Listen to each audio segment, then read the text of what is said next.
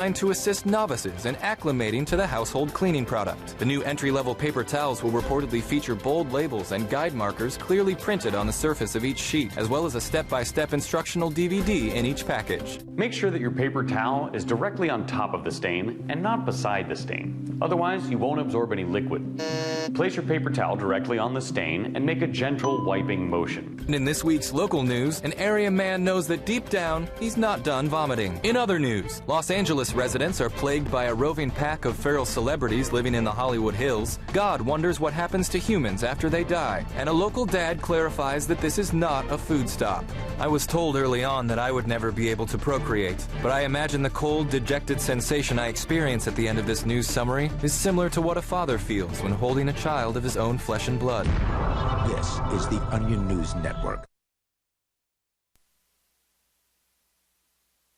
It's Free Talk Live. We are coming in hard here with no network. Hey, Darryl. Hey, Ian. You're going to tell us about a story out of South Carolina, disturbing news about a possible mandatory registration for journalists in that place, while I try to figure out why our network hasn't connected tonight.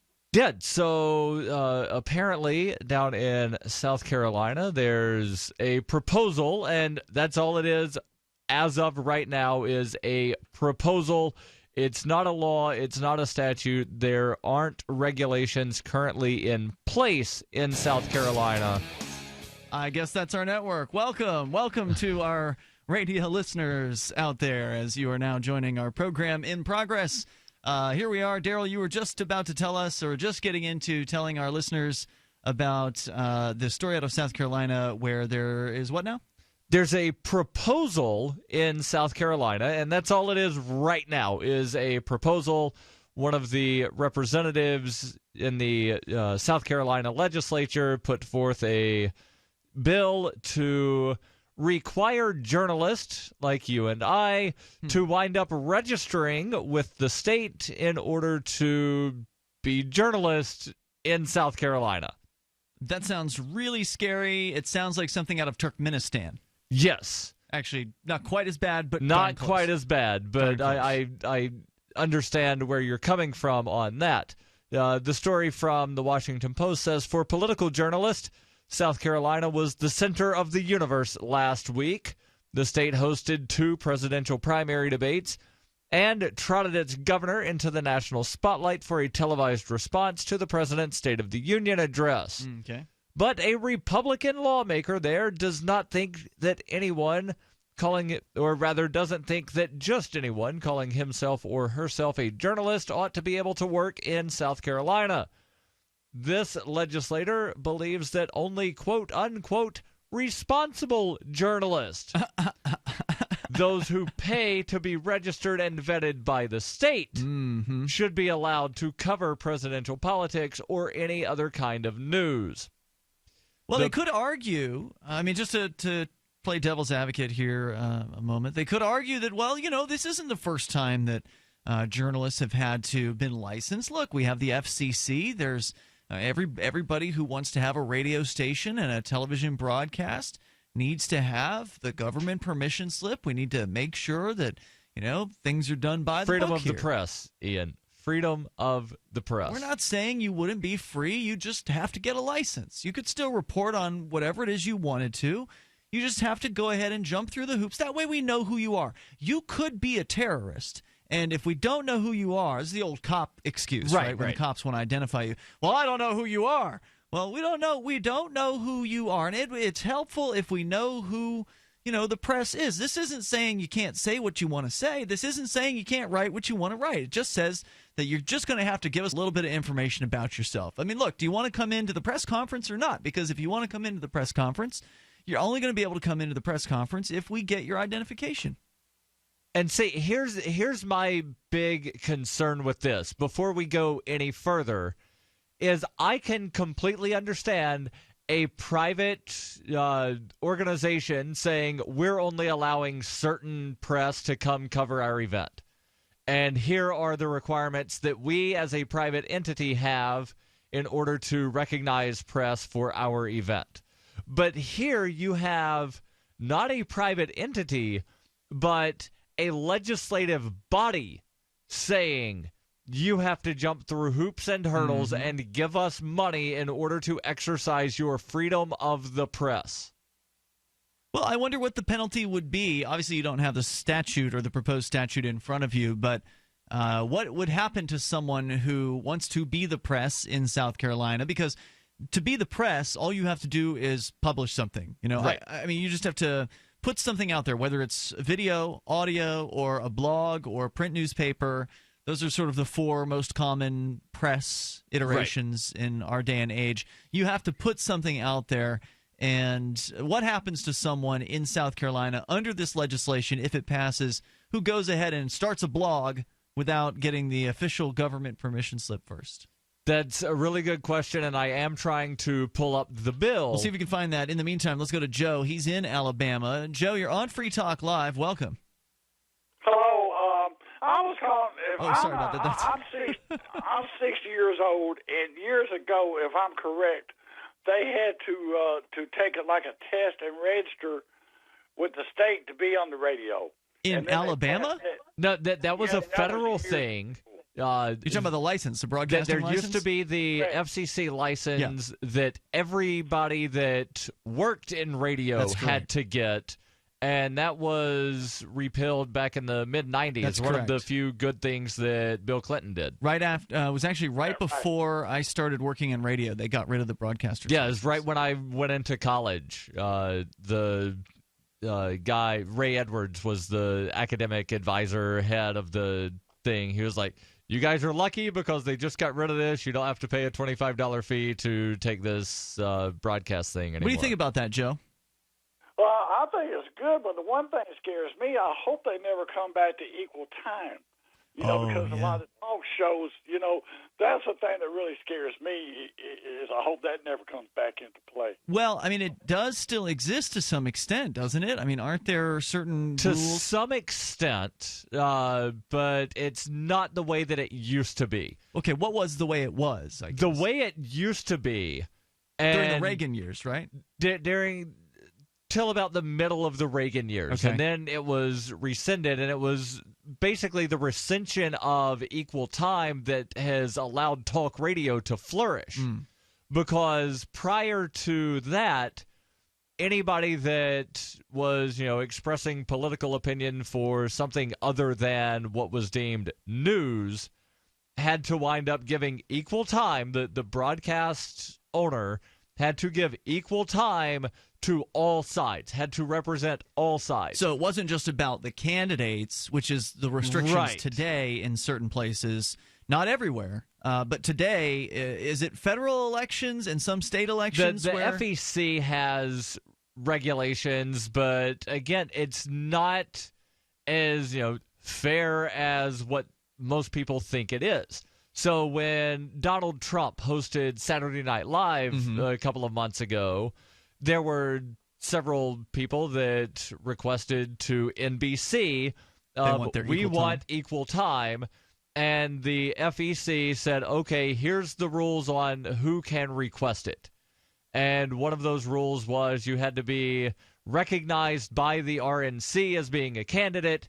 So, one of the 200 and some odd people that filed saying, I want to be a Republican. Yep. Or Not one of recognized. the 30 people that's on the Republican ballot here in New Hampshire that's not recognized by the RNC, they would not be able to get the equal time. But had Ted Cruz gone and said... Had Ted Cruz wanted to do it, yes. George Pataki, one of the guys that was running, he's since dropped out. So wait a minute, just a point of clarification. So even though... I didn't see the Saturday Night Live, but obviously they're not going to let Trump just start spouting off his politics. He's going to be in skits, right? Like he's part of the show. He was part of the show, but he was not part of the show for a news purpose. He was there for entertainment purpose. Well, that's what I'm saying. So he's not promoting his candidacy directly by doing that. I mean, obviously it's promotions indirectly, but right.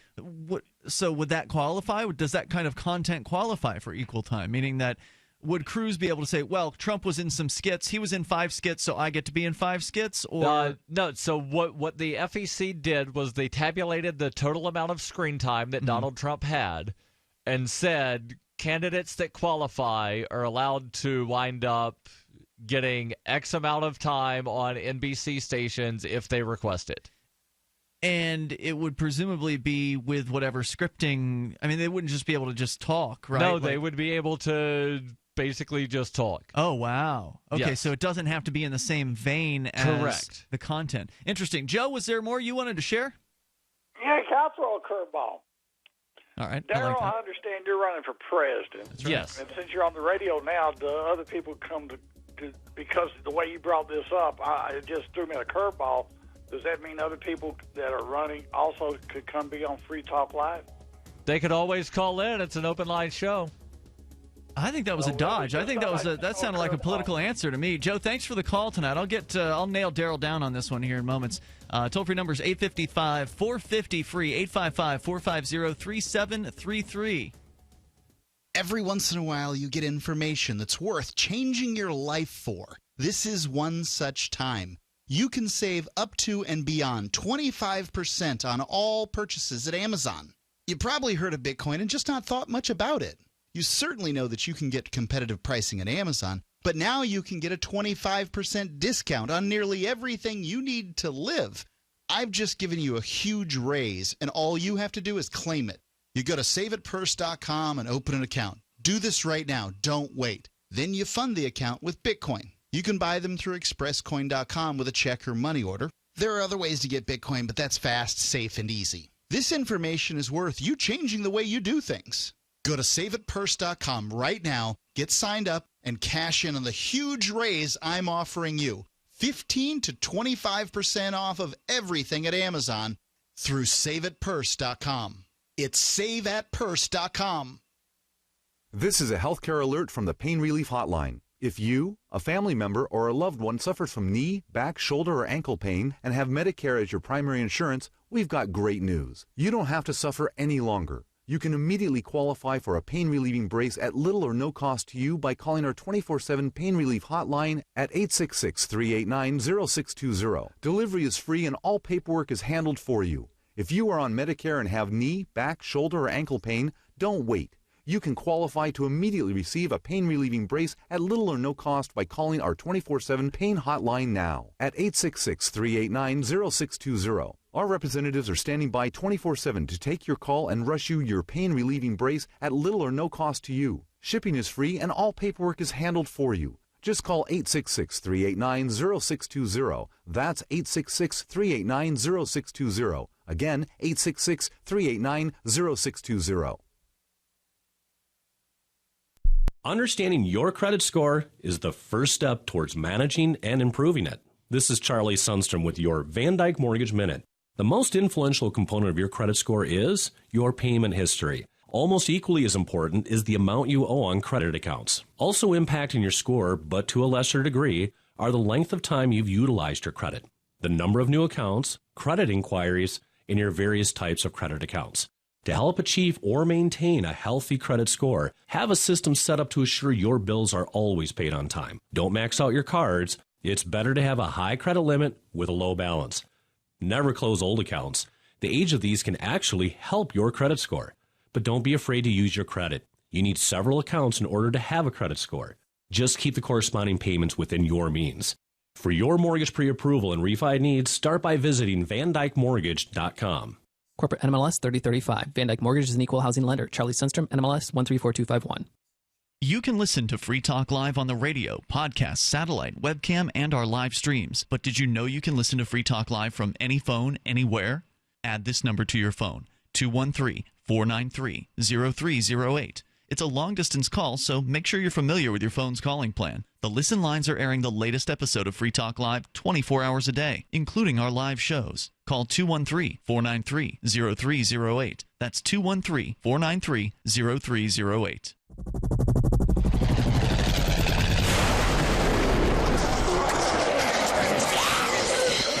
In Survivor Max 2, School Bites, Max must scavenge through a wasteland swarming with the undead. Desperate to find the medicine he needs, he discovers a community of survivors at his former school. Has he finally found the safe haven he's been looking for, or will he discover School Bites? Look for Survivor Max on Facebook, read reviews on Amazon, and read Chapter 1 at SurvivorMax.com.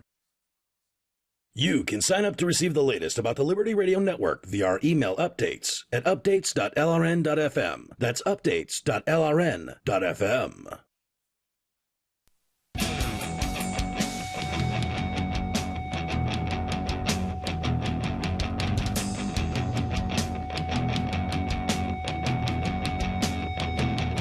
It's Free Talk Live. Join us on the radio waves. The toll-free number, 855-450-FREE. That's 855-450-3733.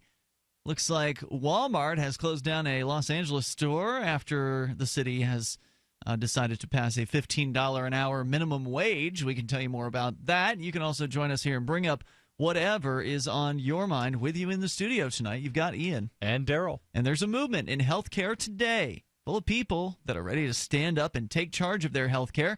Folks like you who are tired of paying too much for healthcare and getting too little. People who are standing up for their values and letting their conscience make decisions based on timeless principles. It's a movement that's sweeping the nation, and you should be part of it. Liberty Health Share is leading the movement of people who are looking for an alternative to traditional health insurance. Liberty Health Share is a healthcare sharing organization of people who are sharing the cost of healthcare in an easy and efficient way. You get to choose your own doctor and hospital and live out your values in healthcare. Join the movement and change healthcare for good. Go to joinlhs.com or call them toll free at 800-722-8041. That's 1-800-722-8041. Or go to joinlhs.com. That's joinlhs.com. As we continue here, I'm going to go back to your phone calls here, but I was curious, Darryl. We were talking about this equal time provision. Right. And the last caller had an interesting question at the very end. And I know I've asked you this before, but I want to dig into it here a little bit further. You said that, well, he asked you, could other presidential candidates, because you're running for president as a libertarian, could other presidential candidates get equal time on Free Talk Live because you're on the show? And you sort of batted the question back by saying, well, it's an open phone show. But you also said earlier that the FEC calculated the amount of time that Donald Trump received on television on a Saturday Night Live episode. Right, and they said that some other candidate in the Republicans would be able to get the exact same amount of time, and that it wouldn't be programmed by the SNL Correct. writers or whatever. Correct. So does that mean I've never heard of any kind of ruling that applies in a similar manner to radio. So you know how a lot of times political candidates, when they're traveling, they'll be on various radio shows. Right. I've never heard of the FEC coming out saying that, well, you had candidate X on your show. That means that every other candidate that wants to be on your show has the opportunity. Well, just because you've never heard the ruling doesn't mean they wouldn't rule that way, right? Well, they could wind up ruling however they want to. Yeah. But I tend to stay up on these things, right. And I've never yet seen a ruling that the FEC or FCC, either one, has put out regarding equal time that applies to radio. I have only Does that ever mean no seen... one has ever brought a case, or that the rulings have all said, no, you don't have to give you equal time? It could be that no one's ever asked for equal time on radio. So then here's my next question. Or it could be that the FEC and the FCC has never thought to wind up saying that equal time applies to radio now. Interesting. So here's my next question then. Yes. You also told me that, or you mentioned in the previous segment, that Republican candidates would be the only ones able to get equal time with Trump. So Trump was on Saturday Night Live. Therefore, any other Republican acknowledged that was candidate recognized by the RNC. party. So that would mean that, and that's because it's a primary, meaning that Hillary Clinton can't come in there and request the same thing because she's not competing against Trump at this point. Correct. Once the primary passes, if it ends up being Hillary and Trump, then she would be able to request the same amount of time, presumably, right? Well, they're not going to retroactive and say, Trump was on if Trump was 10 back months ago. I mean, if Trump were back on. Like, if they had Trump back on and it was Trump versus Hillary, then Hillary would be able to request the equal time because they're competing at that point, correct? That's my understanding. All right, so then does that mean that another libertarian candidate could demand equal time with you, Darryl W. Perry, if you were on television? I think they could request it, and then it would wind up being up to either the FEC or the FCC to wind up determining whether or not equal time is. But no one has been approved or anointed by the Libertarian Party, so therefore. Well, that there are right now, I believe it's either 11 or 12 candidates that are recognized by the Libertarian Party as being bona fide candidates seeking their nomination. So then that's enough then. So then that unprincipled hack that showed up at the Libertarian Party convention this weekend here in New Hampshire, the guy that was advocating for taxes as a so-called libertarian, that guy could, in theory, go to the FEC and demand to be on this show for days and days at a time. I don't know, because, again, I have never yet seen anything from the FEC stating, or the FCC, either one, stating that the equal time provisions that apply to television also apply to radio. I sure hope that that doesn't end up being the case, because it would be really hard to deal with having that guy on the show, especially if... Well, and also because I'm not filing with the FEC. Yeah. The FEC might say, well, we don't recognize him as a candidate, so therefore it doesn't apply. Now, wait a minute. So what happens if you get the nomination? I still will not file with the FEC. How do you get on a ballot if you are not ballot filed access with the FEC? has absolutely nothing to do with federal campaign finance. Why would someone file with the FEC? Because they're told that they're supposed to. By whom? By the FEC. And what happens if you don't? The FEC says if you raise and or spend more than $5,000, so combination thereof, then you wind up needing to file with us, or else. But you don't plan to raise. I don't know what the or else is. If I raise over $5,000, that's great. But you won't, because you're not accepting dollars. Right, but I am accepting Bitcoin, and Bitcoin has value. Oh, so it's 5,000 or the value of 5,000? Right, so the FEC, after I started accepting Bitcoin, the FEC put out a ruling basically trying to regulate contributions in Bitcoin. Do you think they did that because of you? No, they did not. There was an entity, I forget the name, but they requested a decision from the FEC. They said, we want to take Bitcoin and we want to be in compliance with your regulations, so please advise.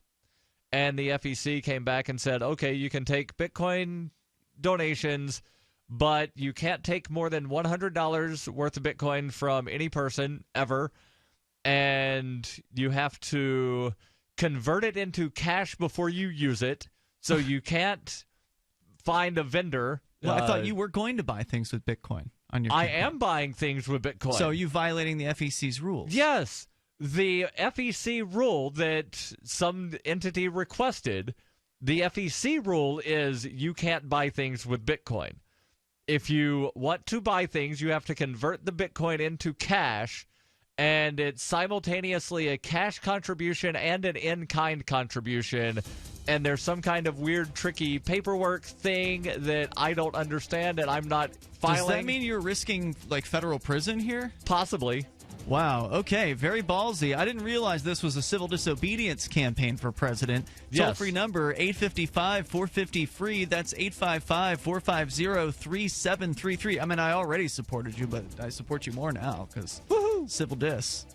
Darryl's victimless crime spree. It's Free Talk Live. Hunters, anglers, campers, and survivalists. Get back to nature. Expand your horizons with the highest quality, most versatile, unique slingshots and sling bows on the market at slingbow.com. Slingbow products are compact and models start from just $17.98. They're perfect for your bug out bag or storing in your vehicle. Give yourself and your loved ones the excitement and tradition of Slingbow. A new frontier in archery and truly modern twist on this primitive survival tool. Feel the thrill only at slingbow.com. It's about time something new came along for better selling and buying online, and I found it. It's buysellmakeoffer.com, a brand new company that's the newest and best way to sell products online. You can even use Skype or video to sell your car, home, any product. You get 30 days free, packages starting from only $7.95, and buysellmakeoffer.com never charges item fees ever. Just go sign up, then load your stuff to sell. I love this site, buysellmakeoffer.com. Got it? Buysellmakeoffer.com. Better selling, better buying. I'm Ian Freeman, host of Free Talk Live. We've been covering Uber for years on the radio with their ongoing legal cases across the globe defending your right to give people rides without asking government permission. I wanted to support Uber more directly, so I signed up to be a driver. It's fun to meet new people and help Uber push forward innovation. As of this recording, Uber is active in 67 countries, so there's a good chance they're available in your area. If you'd like to drive for Uber and make some money helping people get where they want to go, sign up at drive.freetalklive.com and you'll get a $100 bonus after you complete a certain number of trips. With Uber, you can drive anytime you want. You set your schedule. To get started, you need a good driving record, 4-door vehicle, insurance, registration, and to pass a background check. It costs nothing to sign up, so visit drive.freetalklive.com. That's drive.freetalklive.com. And if you just want to try Uber as a rider, visit ride.freetalklive.com. Your first ride's free. This is your Robertson Roberts Brokerage Daily Precious Metals Update. In early trading Wednesday, gold is $20 higher at $1,103 per ounce. Silver is 12 cents higher at $14.17 per ounce. Bitcoin is trading at $404 US. Gold and silver are making big moves today, fueled by growing concern in both U.S. and overseas markets. Prepare yourselves. Give us a call today at 800-874-9760 or online at rrbi.co. Did you know that you can listen to and watch Free Talk Live during our live show 7 days a week from 7 to 10 p.m. Eastern via our studio cam at cam.freetalklive.com? Not only that, but you can also chat with other listeners at the same time. Do I need to mention that both the studio cam and chat room are totally free? Outside of Free Talk Live's live hours, you won't see a cam feed, but will hear audio from the Liberty Radio Network. So listen, watch, and chat all free at cam.freetalklive.com. That's cam.freetalklive.com. The nation's quadriplegics immobilized on Washington in support of stem cell research, and a Penn State t-shirt is awkwardly looked away from. And now for the weekly feature your fragile, susceptible mind already has your lips salivating for. This is The Onion Week in Review. Sources reported today that 10-year-old Brandon Thomas, who is currently homesick at his friend Kevin's sleepover, needs to just tough it the fuck out. I don't feel like playing Xbox right now. The pathetic little bitch who claims he just doesn't feel like eating any birthday cake or joining in any activities with his friends, frankly needs to grow a pair because his parents only live 10 minutes away, for Christ's sake. Here's what the whiny pansy had to say for himself. I wasn't crying. It's just allergies. I want to go home. What a f***ing wuss. In other news, a voicemail from mom is deleted 3 words in, and a man with nice eyes is blown. All right, now off with you. I can't have you seeing me like this. For more, visit theonion.com/newsbeat. This is the Onion News Network. What's up next? Visit the Liberty Radio Network program guide to find out at shows.lrn.fm. That's shows.lrn.fm.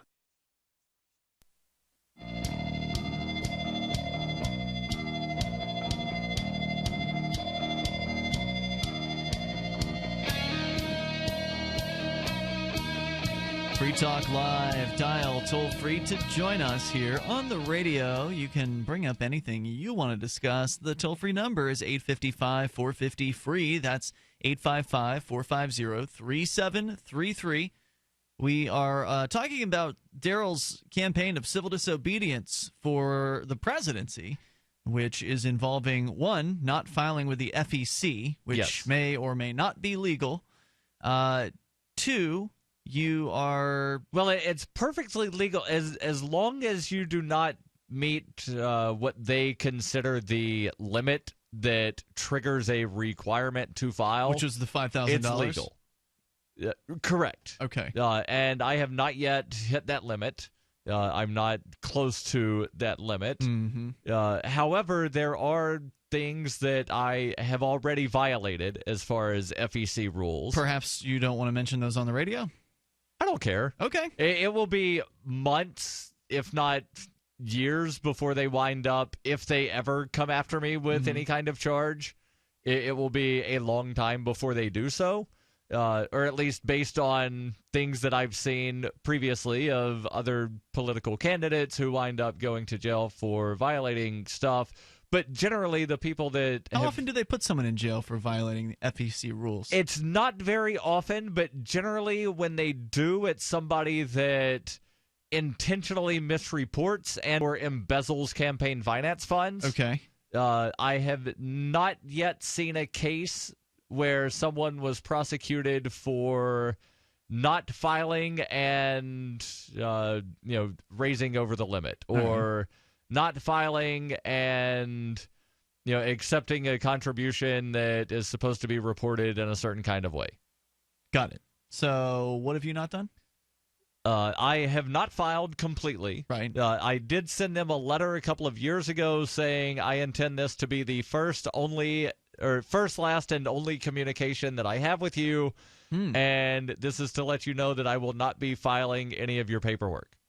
And I will not be accepting Federal Reserve notes. I will only be accepting contributions in virtual currencies and precious metals. So if you get a bunch of Bitcoin contributions, let's say someone wants to give you, they say you can't accept more than $100 worth from each person. So let's just say enough people come together and they want to donate to you and you get more than $5,000 worth of Bitcoin. Correct. Does that mean that you will not file at that point? I will not file. Man, that's ballsy. And I've also violated the Bitcoin-related thing that they have where they say that you're not allowed to use Bitcoin directly with the vendor. And you've bought bumper stickers, right? I've violated that numerous times. I bought bumper stickers. I bought campaign buttons. Oh, man. I've purchased an airline ticket. The Bitcoin community needs to find out about you, Darryl. I don't know if there has there been any Bitcoin-related, like Cointelegraph reporting or There's whatever? been some. It was all about 3 years ago, right after I sent the letter to the FEC, and there was not a lot of traction. Yeah, I think that the Bitcoin community needs to find out about the civil disobedience Bitcoin candidate for president. I mean, I guess I heard something about Rand Paul accepting Bitcoin, but you were the first to do it, the first presidential candidate to do it. And I was accepting Bitcoin for about 2 years prior to Rand Paul beginning to accept Bitcoin, but he got a lot of publicity because he's a Republican. Toll-free number tonight, 855-450-FREE. That's 855-450-3733. Ralph is in New Jersey. Ralph, you're on Free Talk Live. Yes. Hello, the two of you. Who's your choice for president, Ralph? Who are you going to be voting for in the primary? Have you made up your mind? Go Trump, go. You really want to put Trump in charge, huh? Go Trump. Okay, well. What part of his campaign platform is it that you like the most? Well, the immigration, the national security, So you like the police? You like the police state part?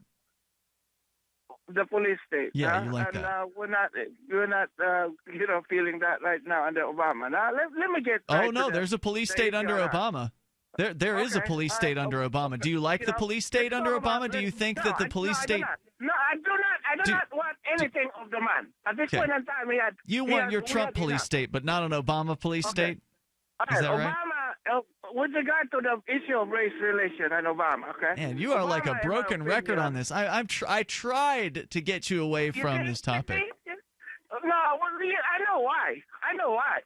Why? Because you are so guilt-ridden about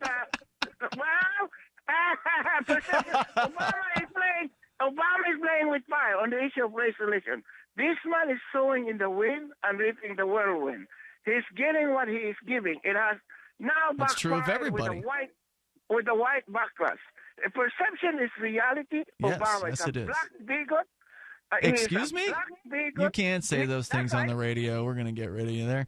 Yeah, I'm sorry about that, but we can't let Ralph say the N-word on the radio. Pretty sure that's what he was saying? I thought he was saying like a beagle. I don't know. Pretty well. You can review the recording later if you're really curious. I'm not curious enough to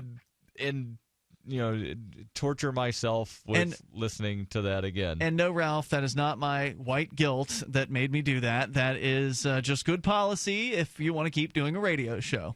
Correct. To not let that word on the air.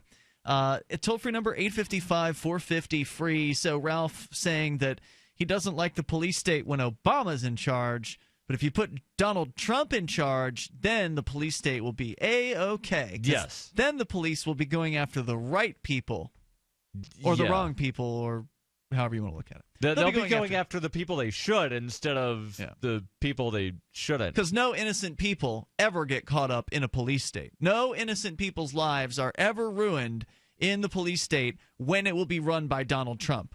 No police will ever bust into any innocent people's homes and kill their babies or dogs under Donald Trump. Those things will not happen, according to Ralph. Yeah.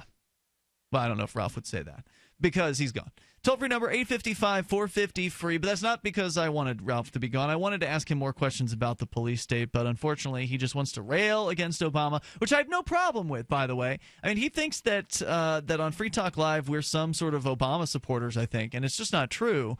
I mean, we've been criticizing the federal government since before Barack Obama was elected, and we certainly continued to criticize during his administration. Yes. So, in fact, I've been saying for a while that Obama is, to me, George Bush III. Like, there's not really much of a difference between the two men, in my opinion. Yeah, I would say that's accurate, and there's not really a lot that was different between George W. Bush and Bill Clinton. Bush made the government a lot bigger than old Bill Clinton, though, didn't he? True, but one of the things that sort of reined in Bill Clinton a little bit was that split Congress, or rather the split federal government, to where it's a Republican Congress, and Republicans are all about small government. That's true. When they're not the president. And Bush had 6 years of all Republican control. Correct. Right. Okay, good point. But as far as, policies, foreign policy was not that much different under George W. Bush than it was Bill Clinton. Yeah, that's true. The, police I don't know, ramping Clinton up. wasn't as warmongery, it doesn't seem like, in retrospect. Yes. Was he? Yes, he was. I mean, Bill there was the whole Clinton, Waco thing, and there was Bosnia. Waco, there was Bosnia, there was an aspirin factory in the Sudan that got blown up. But Black the body Hawk count, Down. the body count under Bush had to be higher. The body count was definitely higher. The innocent body count. And the drone wars are higher under Obama than they were Bush. And part of the reason that the body count was higher under Bush than Clinton is because the global war on terror wasn't being waged under Bill Clinton. So, there were definitely more use of the military under Bush, but Clinton used the military quite frequently as well. No doubt. Clinton didn't have, what you're saying, though, is he didn't have the war on terror, the boogeyman of terrorism, to really whip people up into supporting more conflict. Our toll-free number is 855-450-FREE. You may join us here. Toll-free number 855-450-3733, or Skype in at Skype username LRN.FM and bring up what you want. It's Free Talk Live. All right, listen up, because this is the most important thing you're going to hear all day. What if I said you could make money flipping houses without any cash, credit, or manual labor? And what if I said you could do it part-time from the comfort of your home? Sound unflippin' believable? Hi, I'm Preston Ely, and I'm going to prove it by sending you a free copy of my smash hit-selling book, How to Get Rich in Real Estate. It sells online for $19.95, but I'm giving away 5,000 free copies this week. To get one before they're gone, call 1-800-961-8439. I used to be so broke. I had my electricity shut off 9 times, but I figured out a simple way to make money flipping houses without even breaking a sweat. Now I'm living the good life, and so should you. Listen, if you're sick and tired of stressing about money, this book could change your life. Hands down, it's the fastest, easiest way to get started in real estate. Let me prove it. Call right now to find out how to get your free book. When they're gone, they're gone. Call 1-800-961-8439. 1-800-961-8439. My name is Don Wiskin. In 1994, I lost my 62-year-old father to complications of bypass surgery. In 1977, my 44-year-old brother was found dead in his apartment. He suffered a heart attack. In January of 98, my mother had a stroke and passed away in her bed. 21 days later, my 53-year-old brother passed away on his arrival to the hospital. He waited too long. In June that same year, I almost joined them at 42. What did I do? I took a 7-herb formula I now call Extendivite, made from garlic, cayenne, bilberry, ginkgo biloba, hawthorn, milk thistle, and valerian. Based on German studies of natural medicine, Extendivite is designed to clear blocked arteries, clean the toxins from your blood, and improve your immune system. To get your Extendivite, call 1-877-928-8822. That's 1-877-928-8822. 928-8822 or visit our website, heartdrop.com. Extend your life with Extendovite. What if the key to achieving liberty in your lifetime was to move together with others who think like you? Liberty activists are joining the Free State Project, which is over 90% of the way to its goal of 20,000 participants. And they're already making the move to New Hampshire. The successes are piling up and are proving the Free State Project is a real movement and no longer just a great idea. When you're planning your move, consider Keene. Keene is famous for its civil disobedience and non-cooperation, and there's plenty of political opportunity as well. If you're a regular reader of freekeene.com, you know there's a lot going on in Keene. Keene is the liberty media capital of the world, with television, talk radio, and more, all originating here. Though it's more than just activism, with regular social events each week. See what's happening at freekeene.com and get connected with video, audio, free books, a forum, and activist tools you can download and use in your area at freekeene.com. That's freekeene.com. LRN.FM is proud to announce our official listening apps for Android and iOS devices. Now you can easily tune into our streams anywhere, anytime on your smartphone or tablet. Just visit apps.lrn.fm or search for LRN.FM in the Android or Apple app stores. Please download, rate us 5 stars, then share the link on your social media, and let your friends and family know how you're listening to LRN.FM. Download it now, free, at apps.lrn.fm. Are you an experienced Uber or Lyft driver with excellent ratings? If so, then you're ready to upgrade to Arcade City. Arcade City is a ride-sharing app built by drivers for drivers. It's more decentralized than Uber and Lyft. With Arcade City, you keep all of what you earn. Sign up now to drive for Arcade City at arcade.freetalklive.com. That's arcade.freetalklive.com. If you enjoy LRN.FM, please contribute to your favorite shows via their websites and become an amplifier at amp.lrn.fm. That's amp.lrn.fm.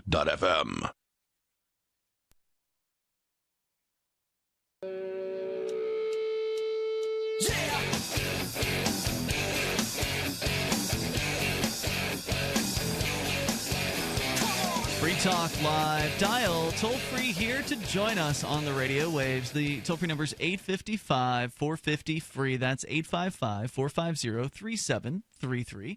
And with you in the studio tonight, you've got Ian. And Darryl. Don't forget, you can join us online anytime you want at freetalklive.com. Plus, you can join us in real life at the upcoming Liberty Forum. It's happening February 18th through the 21st. That's going to be here before you know it. Less than a month away now from the Liberty Forum, the 9th Liberty Forum to have ever occurred, and arguably the most epic, because Edward Snowden is going to be the keynote speaker, and the Free State Project is going to be completed, meaning that the goal of the Free State Project, the reaching of 20,000 people who've signed the pledge for the Free State Project, saying that they are going to move within 5 years of the Free State Project reaching 20,000, move to New Hampshire and get active to achieve liberty in our lifetime.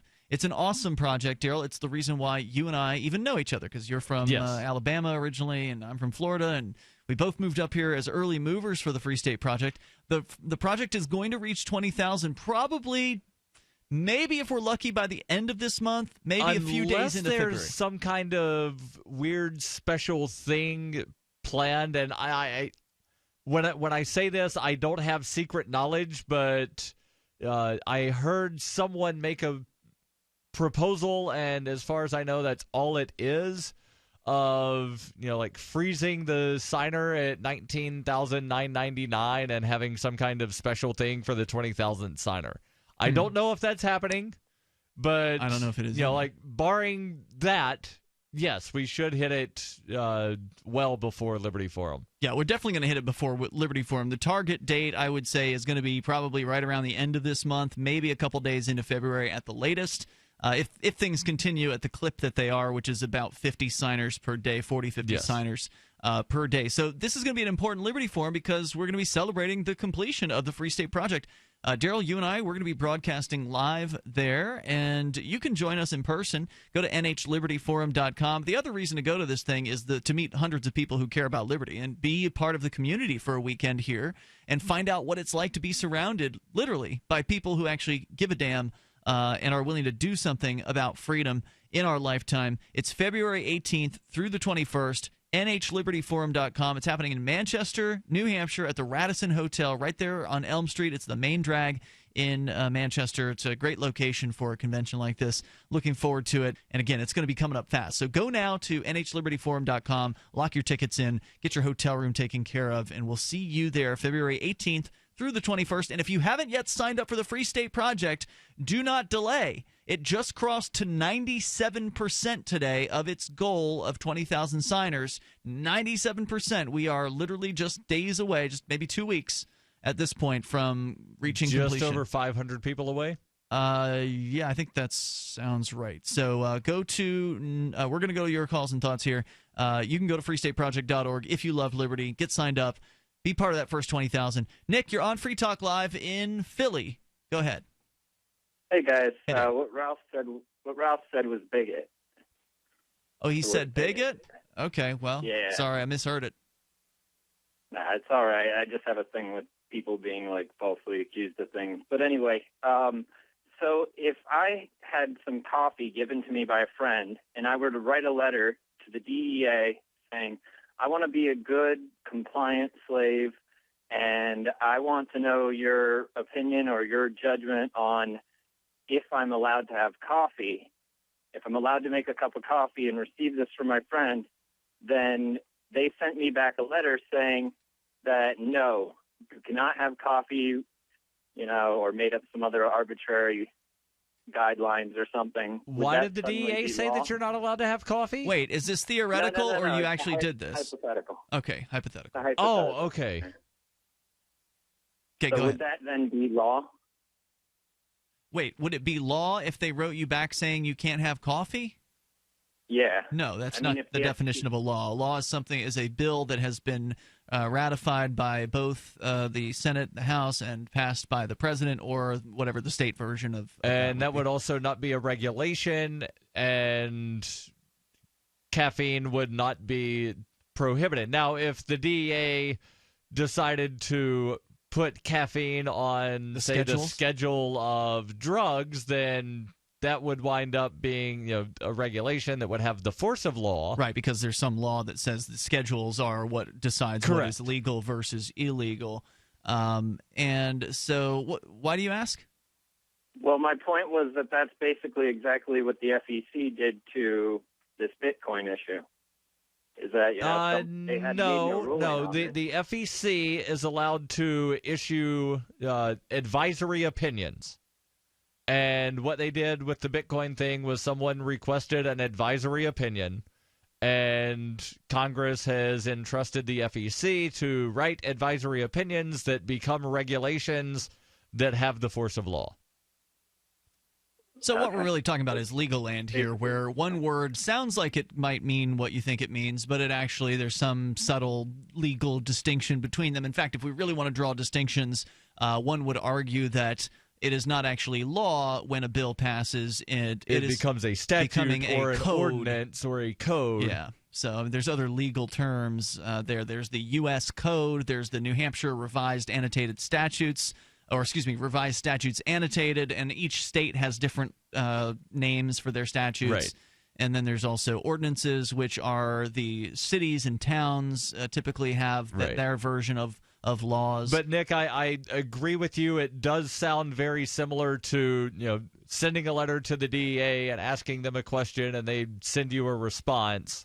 But the legal difference is that Congress, unfortunately, has said that the FEC can issue these advisory opinions that wind up becoming regulation. Which isn't uncommon for federal agencies to be able to write their own regulations without ever having to even have them approved by Congress. Right. So it's not particularly unique to the FEC. Right, and I wasn't trying to imply that it was. But what is kind of unique is that someone can just write a letter asking the FEC, can you clarify X? And then their clarification becomes part of the regulations. That is unusual. Yeah, that's a good point. Go ahead. So, like, if you wrote a letter to the EPA, for instance, saying, I've got a question about light bulbs, and then the EPA's official response on your question about light bulbs becomes part of the regulation on light bulbs.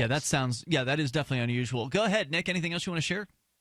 No, it just sounds kind of like absolute power in an unelected body, but that's all. That's pretty much it is. That's the federal government for you. Thanks for the call tonight. I appreciate it. Yet another reason why we don't need the feds. Yes. Why we need to have secession as soon as humanly possible.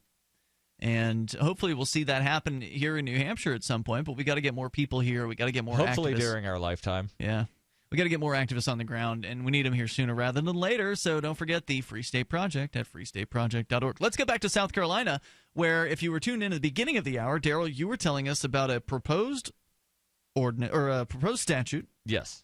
In South Carolina that would make it illegal to be the media without government permission. You would have to get some sort of license from the South Carolina government in order to report in any kind of form of media. And I had asked you, without you did not have the actual proposed language in front of you, but you managed to pull it up. I do now, and this is actually new from when this article came out. When this article came out, the full text of the language was not available. Okay, so but it is now. Breaking news. Then, what is the penalty for someone who reports in South Carolina without having registered for this proposed program? Again, this hasn't passed. But before I tell you the penalty, I want to tell you what hoops you would have to jump through. Oh, yes, I would love to do that, because I've jumped through hoops before, and I don't like it. There's the there's the judicial the registration. Voluntary registration in New Hampshire. Yeah, with the court system. With the court system. Yes.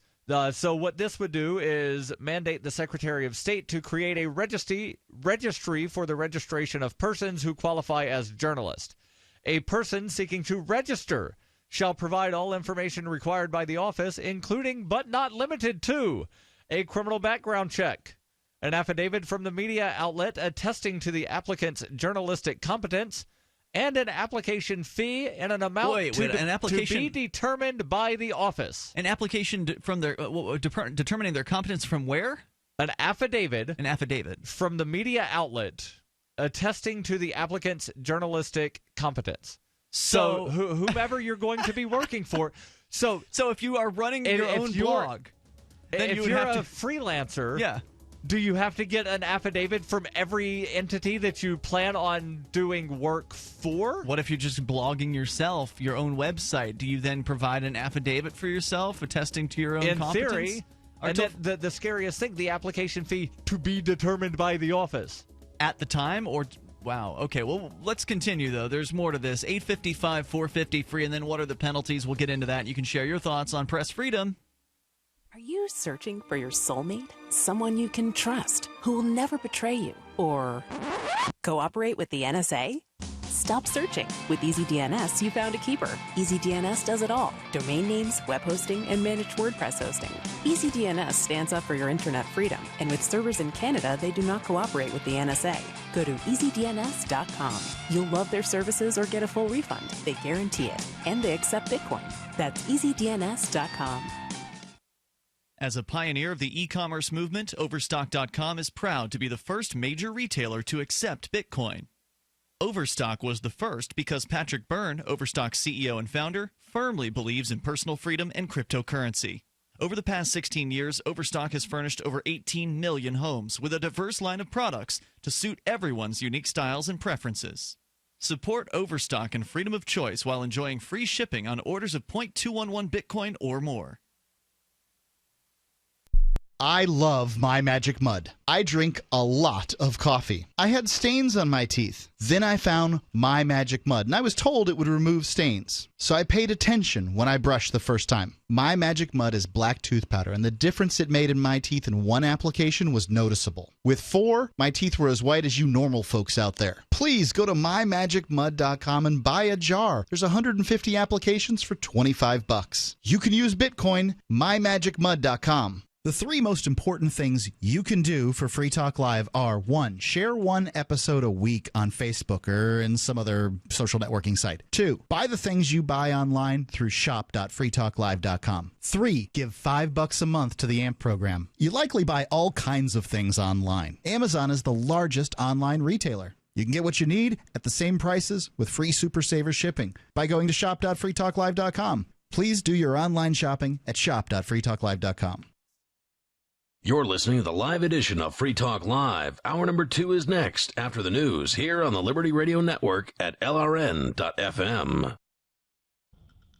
From Keene in the Shire, the Liberty Media capital of the world, this is Darryl W. Perry, host of FPP Radio News for Wednesday, January 20th, 2016. Silver is trading at $14.05 per ounce. Gold is valued at $1,093 per ounce. And according to BitcoinAverage.com, the average price of Bitcoin is $380.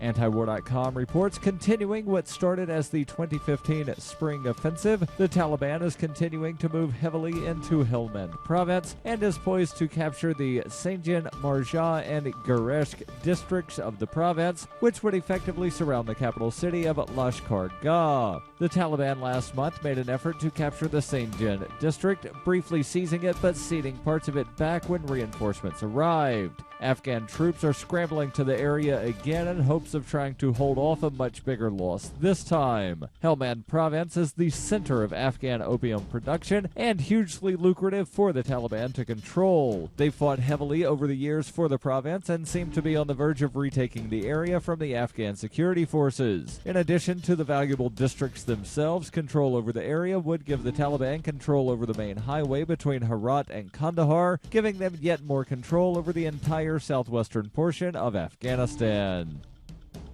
For nearly 40 years, Roberts & Roberts Brokerage has been a trusted source for buying and selling precious metals like gold and silver. They also take Bitcoin for precious metal purchases and have permanently removed the minimum purchase amount for all orders paid in the digital currency. Call Roberts & Roberts today for knowledgeable advice on buying and selling precious metals and a forward-thinking approach to new technologies. 800-874-9760 or visit online at rrbi.co.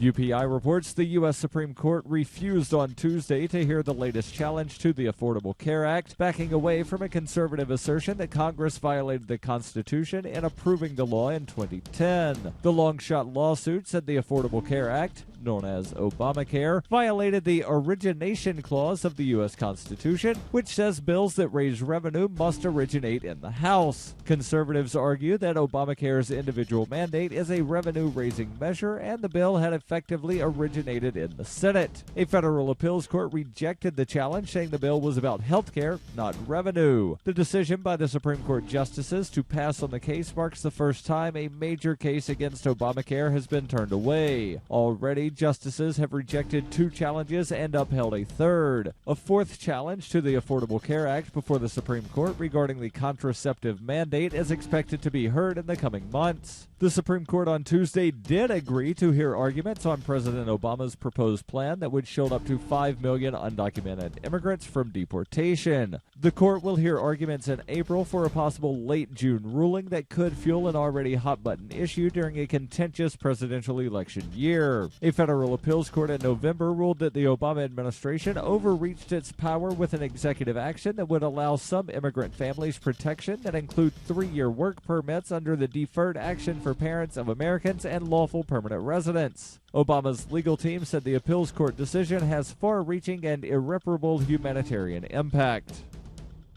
If you're fed up with the government running every aspect of your life, but you're not listening to the Lava Flow podcast yet, what's wrong with you? Go right now to thelavaflow.com/listen. The Lava Flow podcast, channeling the flow of information to the libertarian, anarcho-capitalist, voluntarist, and agorist community. Subscribe today using any podcatcher at thelavaflow.com/listen, or just go back to sucking up to the government. The Lava Flow podcast, striking the root every episode.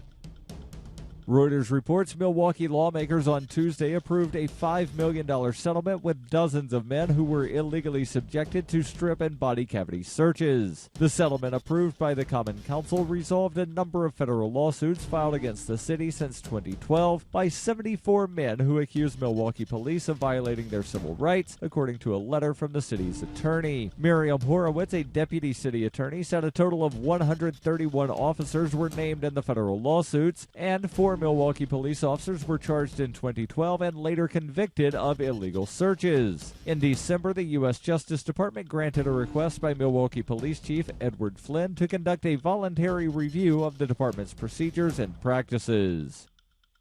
This has been FPP Radio News, online at fppradio.com.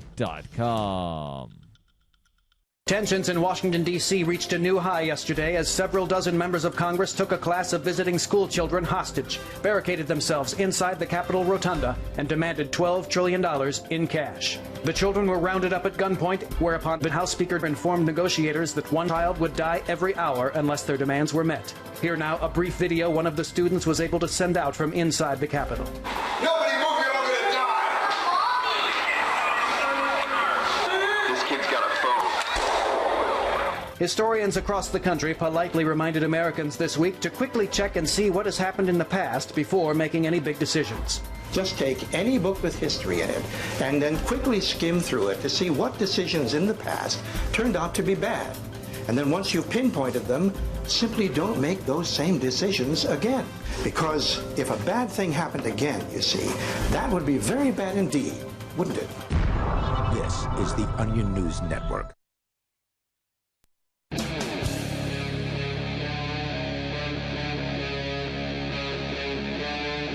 Free Talk Live. It's Free Talk Live, and you can join us on the radio waves. The toll-free number is 855-450-FREE. We've also got Skype. Skype on in here. Skype username is lrn.fm, and with you in the studio tonight, it's Ian. And Darryl. And Darryl, you were telling us in the last hour, for those of you just tuning in, about a proposed law in South Carolina, which is actually going to, if it passes, and I generally don't like to talk about proposed laws, but this is so egregiously bad, it's worth pointing out that there are some people who've been elected who are proposing this kind of crap. Yes.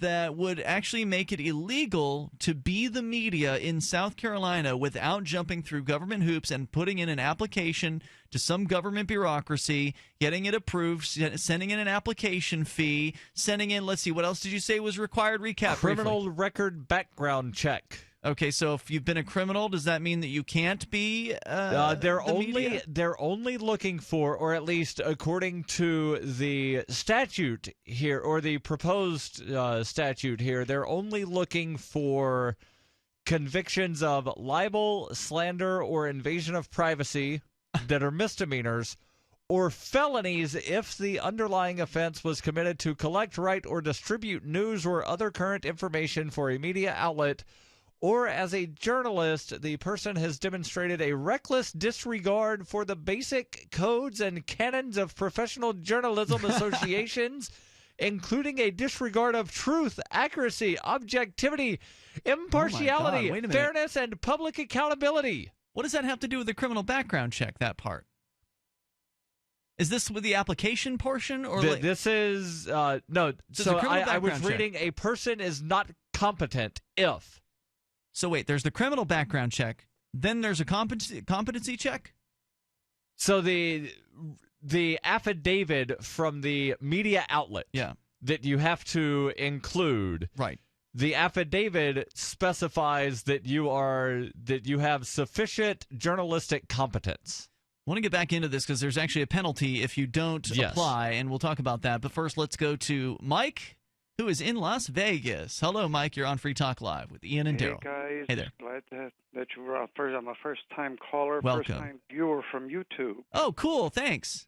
I found you guys talking a couple of days ago. I'm not sure how old the video was. How did you find us? Because we hardly have promoted the YouTube thing at all. I was looking at a document about George Soros, and then went through the document a little bit, and then I said, well, YouTube has got a bunch of junk on a little bit of everything, and George Soros came up on YouTube, and you was like the third search down, talking about burning books, if you remember the show. Great. Yes, I do remember the show. I'm glad that worked out for you. Well, welcome, Mike. Go ahead with your thoughts tonight. Well, first of all, I want to tell you guys that I'm probably older than both of you combined. I've got genes older than you guys.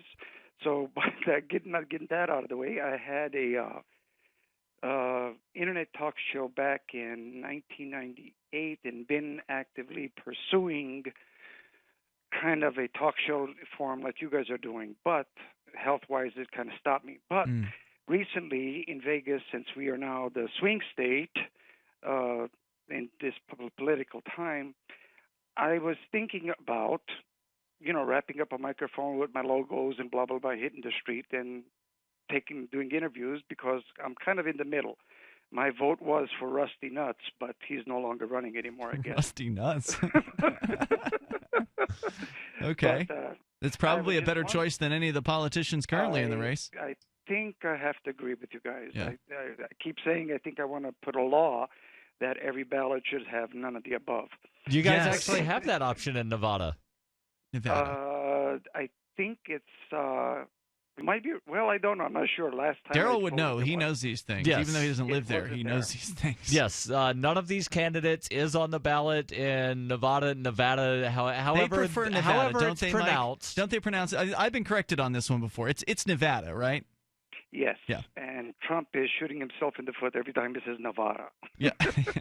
Okay, so in Nevada, they have none of these candidates on the ballot. Unfortunately, it is not a binding choice. Meaning that if it wins, they don't elect none no of one. these candidates could get 99.999% of the vote, and the other and the candidate would win. human candidate that received the most votes would take office.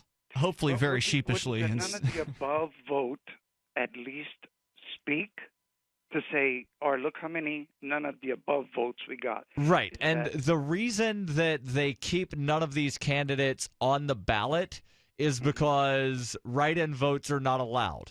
Oh. Right. So it's the option of where in most states you can, fill in that write-in and write somebody in. So that's the none of the above vote for most people.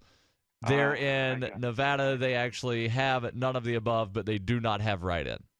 Right. Well, like I said, I think every state should have that. And oh, I agree. Where that alone would make a statement of the voice instead of, well, the lesser of two evils. So that's kind of where I'm at right now. Totally agree. I'm not sure which way you guys lean, left, right, center, or none of the above. We lean towards freedom. I like that one. Yeah, all the way towards freedom. My background, I come from a history of everybody's talking about how people discriminate. My generation, now I take that back. My nationality is the pinnacle of. God, I lost my train of thought. I told you guys. Discrimination. You're talking about discrimination. Are you an American Indian?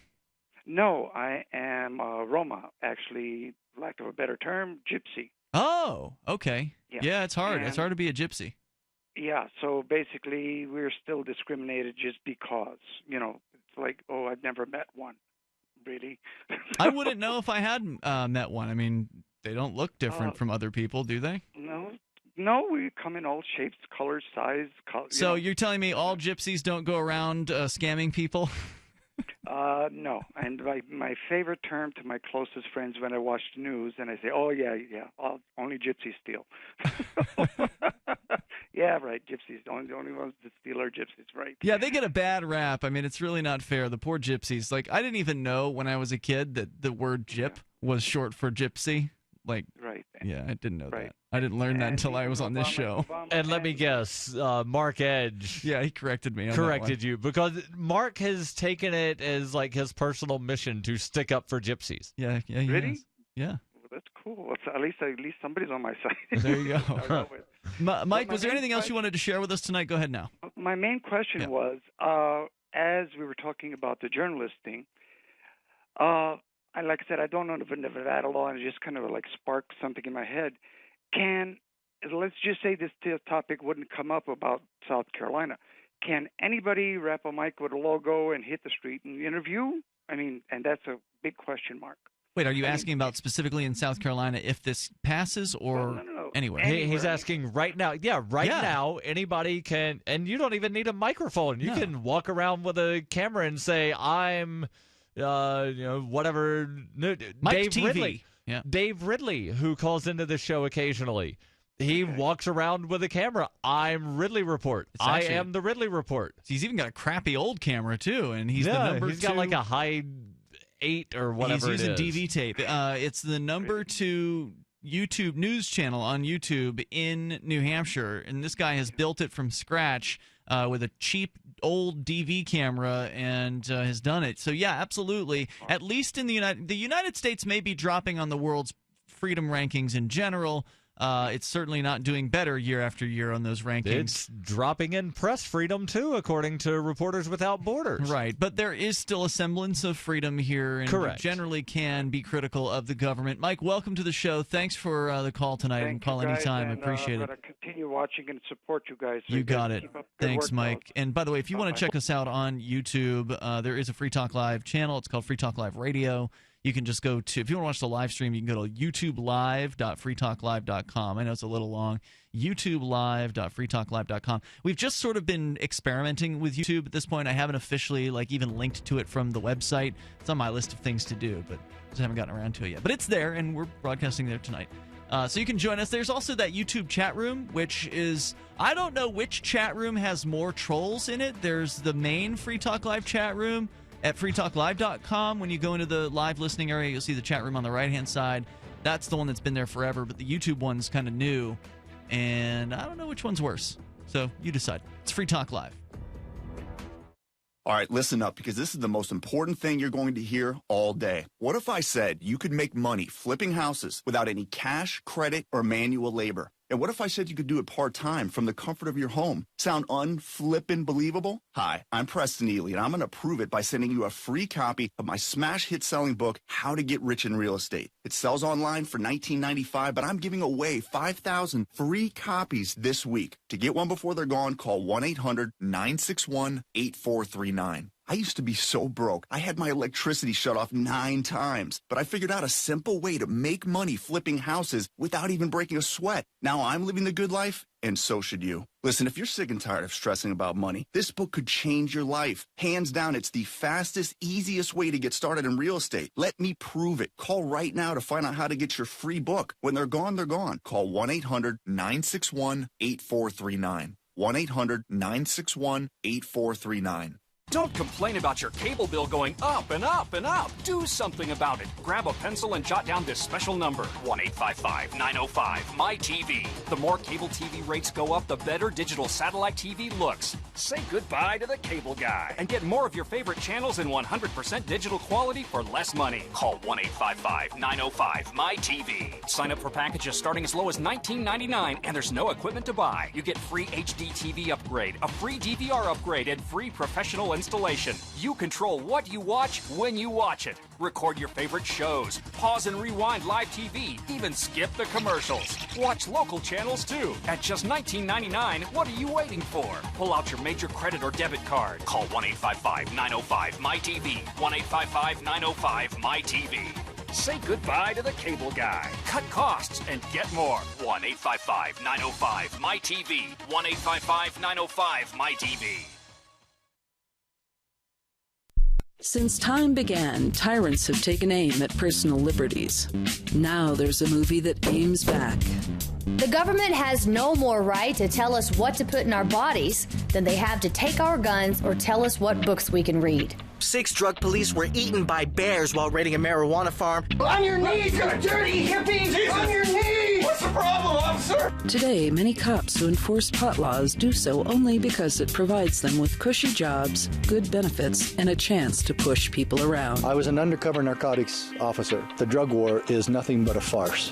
The Second Amendment says you gotta keep you and your gat intact. Guns and Weed, The Road to Freedom. A film by Michael W. Dean and Nima Vadadi. DVD available now at gunsandweed.com or on Amazon. That's gunsandweed.com. Makes the perfect gift. Remember, that's gunsandweed.com. If you want to know the latest about Free Talk Live before we go on the air, all you need to decide is how you want it delivered. It's your choice. Visit news.freetalklive.com. You can get emailed announcements and participate in contests via our email updates list. Plus, we have a Twitter account that you can follow and a Facebook page where you can become a fan. So visit news.freetalklive.com to get news about Free Talk Live as soon as it's announced and the way you want it delivered at news.freetalklive.com. That's news.freetalklive.com. Ross Ulbricht was convicted in early 2015 of running the infamous Silk Road Underground Market. The Silk Road was a gift to humanity and helped reduce the harms brought on by drug prohibition. For this good deed, Ross has been sentenced to life in prison with no possibility of parole. Now, an appeal is Ross's only chance, and he needs your support. Please visit freeross.org, where you can contribute via various methods, including Bitcoin. Visit freeross.org. That's freeross.org. You can watch the LRN Studio Cam and chat with other listeners anytime at cam.lrn.fm. That's cam.lrn.fm.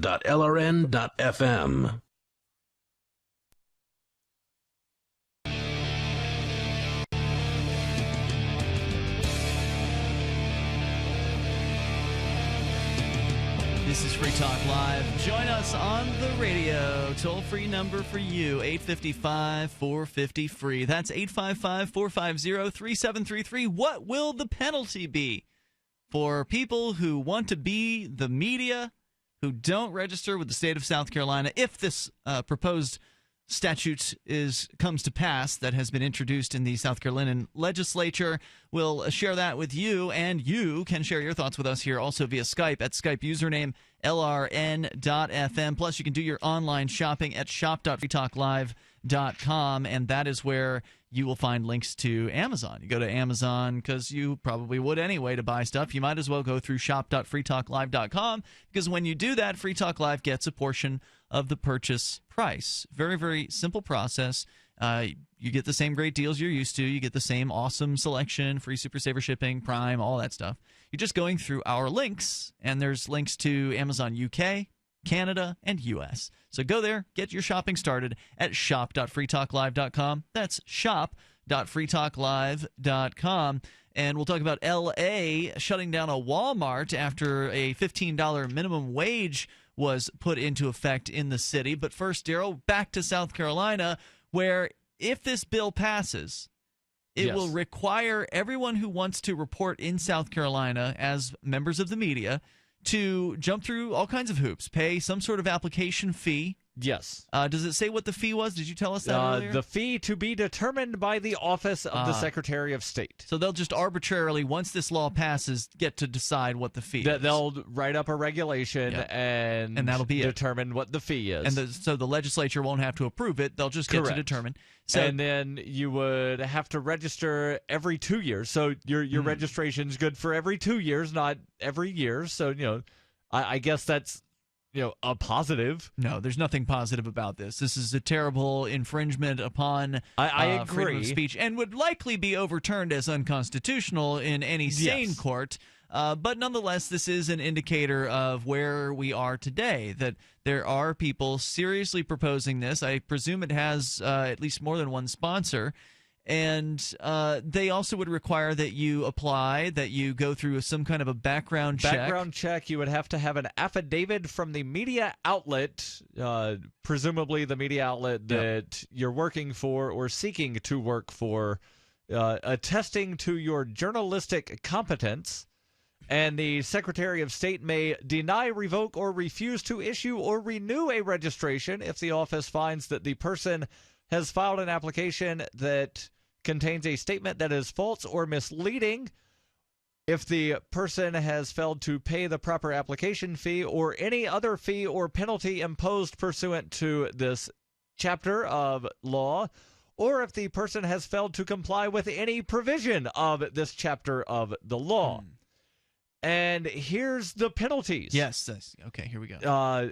What if I don't file? A person who works as a journalist without registering pursuant to, and then they cite the specific chapter that says you've got to register. First offense must be fined not more than $25. Okay. Not so bad. Still not good, Not but good. it could be Not worse. freedom. Not freedom of the and press. in South Carolina, you could take that to a jury trial. Okay. So you could go to a jury and argue First Amendment rights. Yeah. The judge would probably threaten you with contempt of court for mentioning rights and Constitution in his courtroom. Yeah, they don't like that. Because that happened to me when I took a $25 seatbelt ticket to a jury trial. Oh, wow. Of course, he dismissed the jury before threatening me with contempt, Yes. and then he brought them back. And I got the police officer to admit that he had zero physical evidence that I had violated the seatbelt statute, but the jury convicted me in 5 minutes anyway.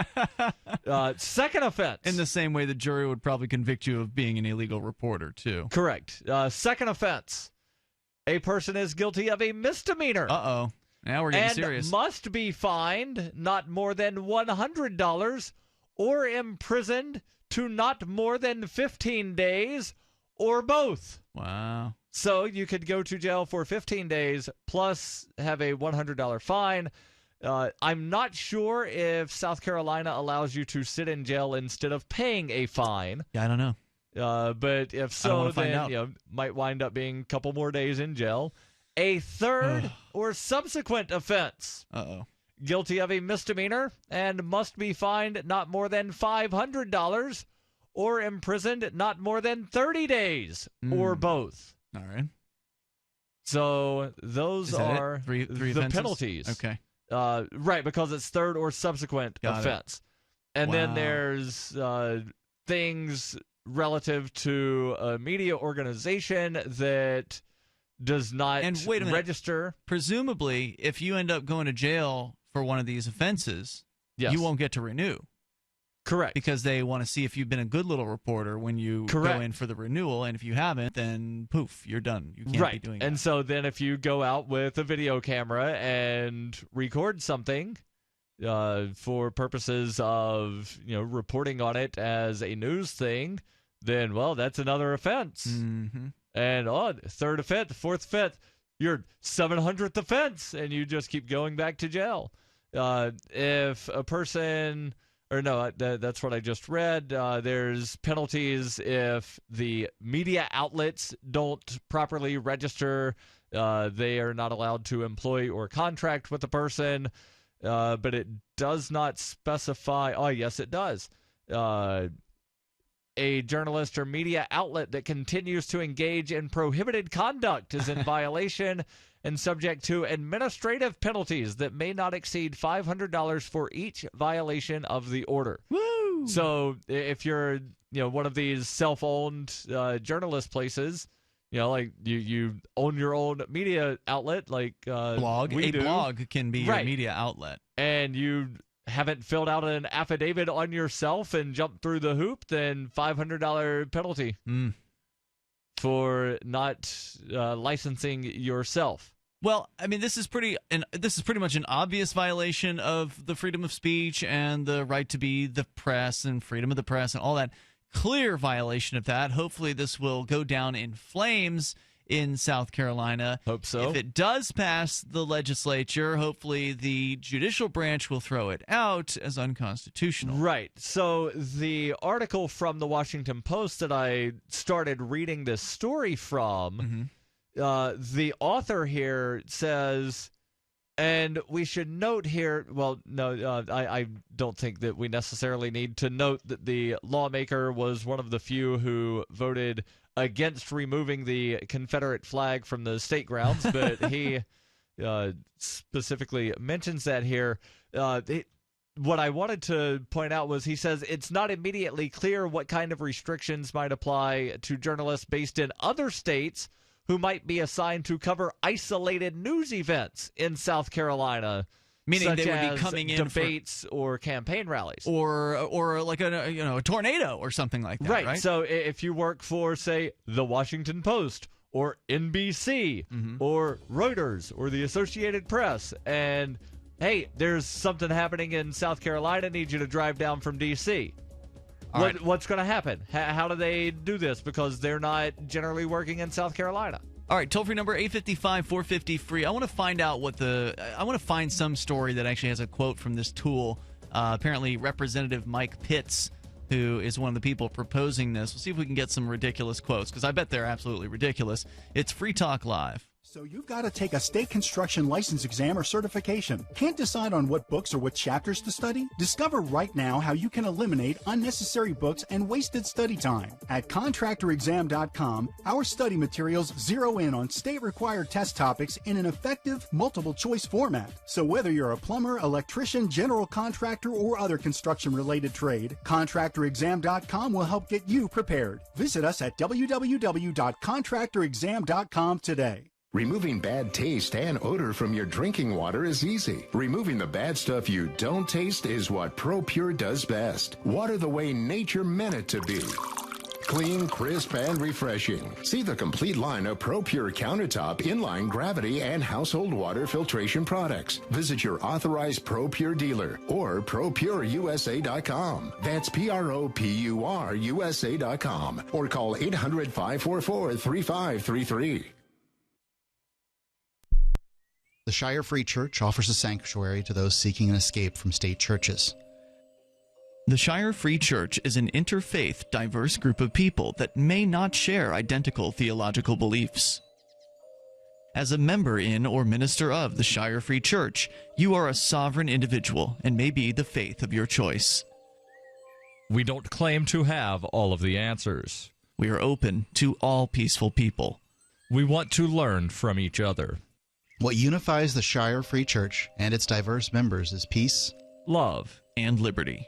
There are many paths to God, one for every individual. The Shire Free Church does not define a specific path beyond those parameters that must be your foundation. Peace as your way, love as your guide, and liberty as your light. Learn more at church.shiresociety.com. That's church.shiresociety.com. So you've signed the Shire Society Declaration and are planning your move to New Hampshire to be around more liberty-oriented people. Next, sign up for the Shire Society Forum at forum.shiresociety.com. There are a bunch of people there who are already in the Shire, and they want to meet you. If you're already in the Shire physically, you should also come by the forums. Remember, not everyone uses Facebook. New people are signing up for the Shire Society Forum every month, so drop in and say hello at forum.shiresociety.com. Here's a chance to do a little activism while you're cruising Facebook, Twitter, or Google+.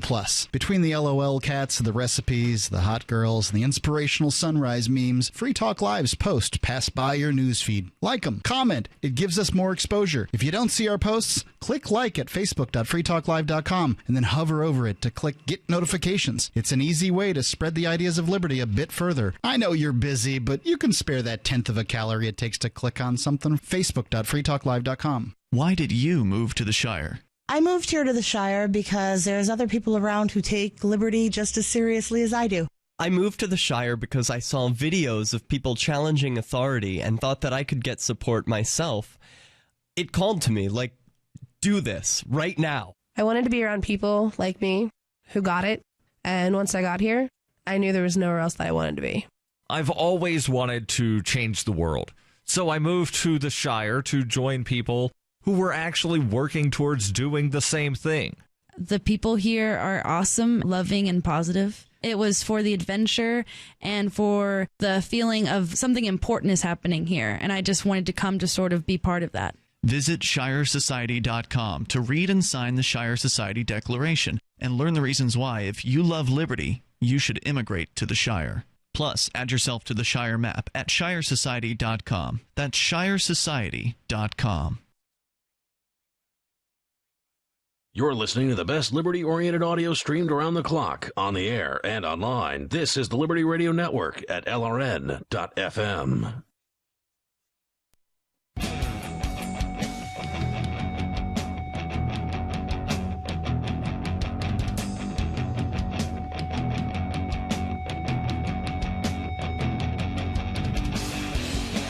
Talk Live, inviting you here, toll-free, 855-450-FREE, 855-450-3733. Well, I thought that the quotes from this Mike Pitts about his proposed law to restrict journalism in South Carolina were going to be ridiculous. And actually, he seems kind of sane. He's making a point here, Darryl, with this law, supposedly. Well, I have something absolutely ridiculous from the author of this Washington Post article. All right, hold on. We'll get into that. You can join us here. Toll-free number 855-450-FREE, 855-450-3733. The bill that's being proposed in South Carolina would create a responsible journalism registry maintained by the Secretary of State's office, authorizes registry fees, and establishes fines and criminal penalties for violations of the bill, which is about having to register with the government in order to be a journalist in South Carolina. And it seems really outrageous, but apparently Mike Pitts, who is the guy filing this bill, is making a point that he's trying to start a conversation about constitutional protections, and specifically the Second Amendment and the right to bear arms. His point is that this is basically the concealed weapons law with journalists and pens instead of guns. So that's kind of smart on his part. At least it's an interesting way to approach it. But what if it passes? Then what happens? I don't know. I get where he's coming from, but I don't know if that's the best way to make the point. Yeah, I don't think it is. The author of the Washington Post article, however, does have something ridiculous to say. All right. He says, we register surgeons and pilots and teachers and people in many, many other professions. You can make a coherent case that journalism is a very important profession too, but there's a reason why journalists have reputations instead of licenses. They have a fundamental American right to share information, and their audiences have a right to decide whether to believe it or dismiss it. That sounds good so far. Sure. But by contrast, no one, he says, no one is entitled to remove brain tumors, fly airplanes, or teach third graders. Yeah.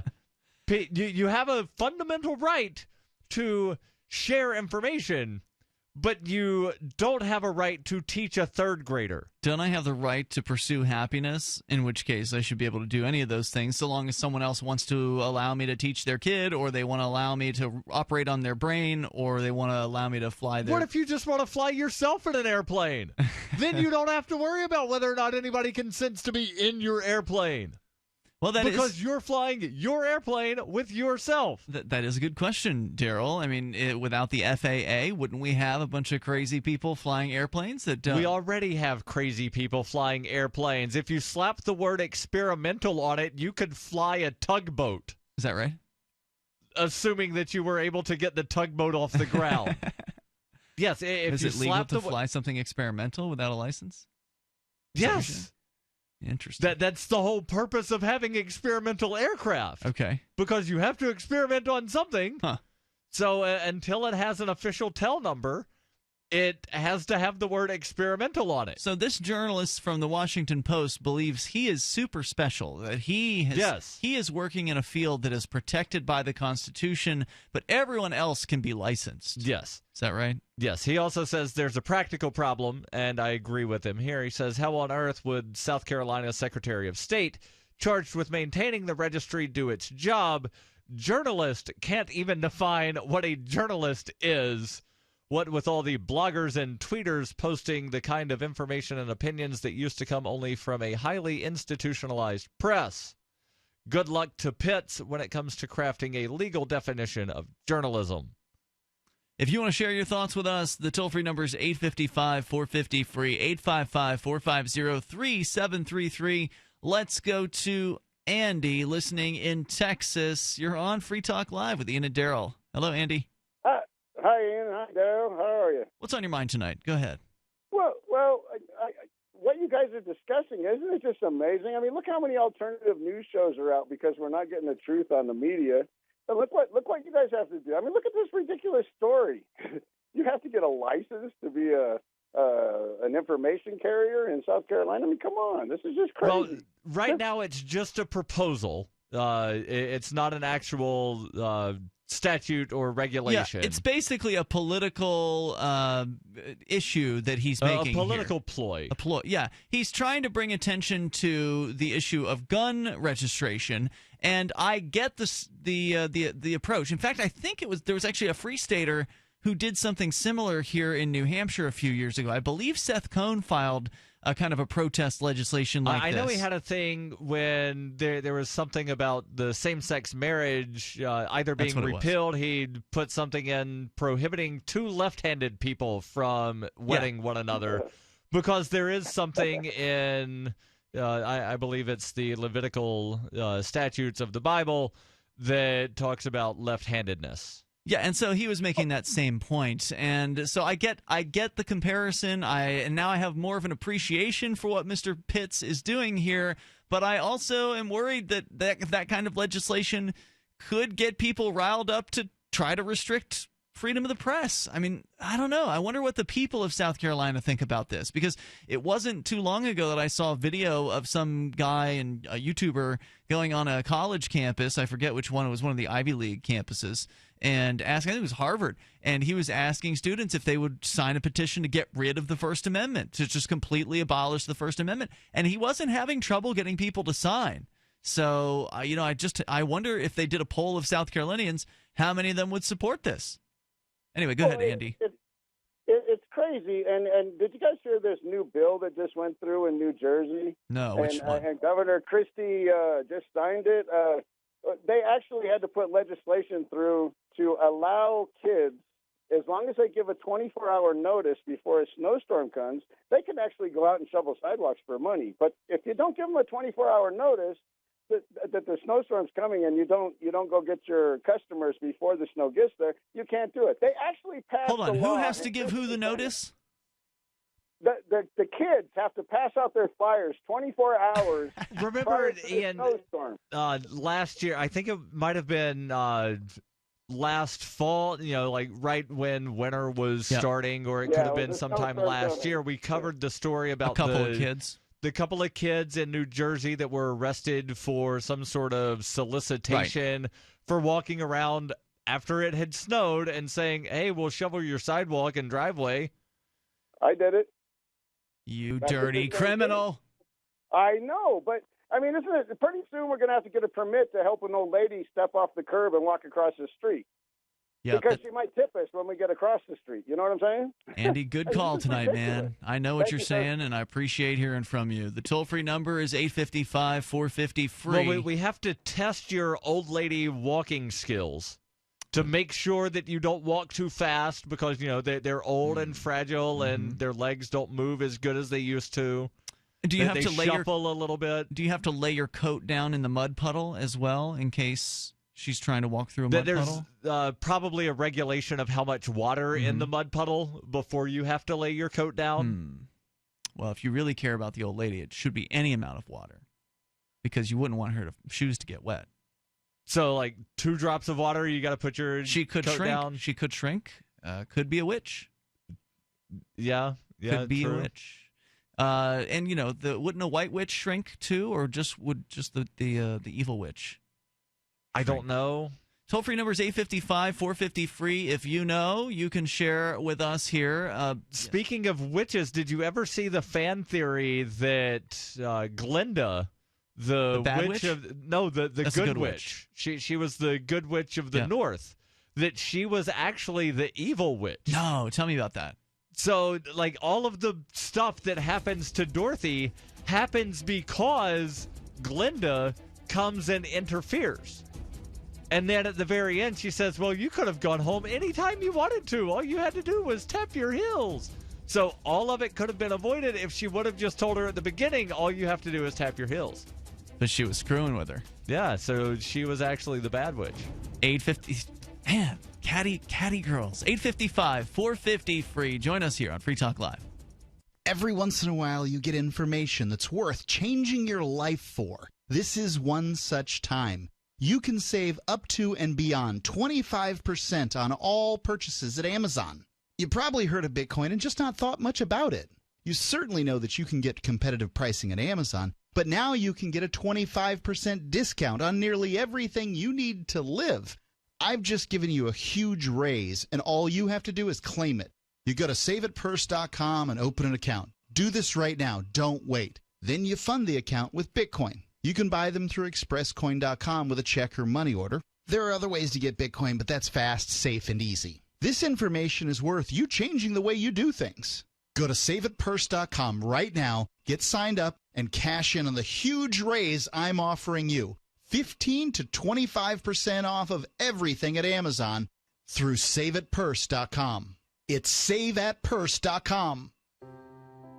Are you worried about your mom or dad living alone in their house? Hi, I'm Joan London. Listen, I know how difficult it is to find senior care for someone you love. That's why I recommend a free service called A Place for Mom. They are the nation's largest senior living referral service. Call A Place for Mom today. To receive free information on senior living communities in your area, call A Place for Mom at 1-800-704-6182. A Place for Mom offers free one-on-one advice from local advisors and a personalized list of senior living communities you can visit. If you have questions about senior care for your mom or dad, there's a place for answers, A Place for Mom. Call A Place for Mom in the next 10 minutes to get your free ebook on financing senior care as well as free information on senior living communities in your area. Call 1-800-704-6182. That's 1-800-704-6182. So the protection of life, liberty, and property is what the Free State Project is all about. But it's an effort to move 20,000 people who understand. It's about demonstrating to the entire country that, yeah, we can have a free market, a truly free market. Making it just a freer, great place to live. It's the world's largest voluntarist libertarian community, and it's only getting bigger. That's amazing, to be able to move to a place where other people passionately believe in being free and independent. What the Free State Project is managing to do, though, is to put their money where their mouth is. Physically getting up across the country and saying, let's go someplace and let's demonstrate the power of these ideas. There's a lot of kind of philosophy that surrounds liberty. There's a lot of thinking about it and talking about it. But here in New Hampshire, people are doing it. 101 Reasons Liberty Lives in New Hampshire, a documentary by Free State Project Early Movers. Watch it free at 101reasonsfilm.com. 101reasonsfilm.com. So you've heard all 3 hours of the latest episode of Free Talk Live, and you're still hungry for liberty-oriented audio content? Did you know that we have another 24/7 audio stream at LRN.FM? The Liberty Radio Network airs the latest episodes of some of the best liberty-oriented podcasts on the internet around the clock. In addition to recorded content, you'll also hear live shows like Free Talk Live, originating from our Keene, New Hampshire studio. So listen anytime at LRN.FM. That's LRN.FM. If you want to play online poker with Bitcoin, you need a site that's trustworthy and technically sound. The site managers of swcpoker.eu have proven their commitment to bringing you great gameplay from a site you can trust, swcpoker.eu. They have lots of new games too, including Chinese poker, and their Krill leaderboard is open right now. It's a beautiful site, easy to use with lots of players. Go on over to swcpoker.eu now and have some fun with your Bitcoin. swcpoker.eu. While our satellite channel is free to listen to, it's not free for us. You can help us cover our satellite costs with the chip-in on the right side of the page at lrn.fm.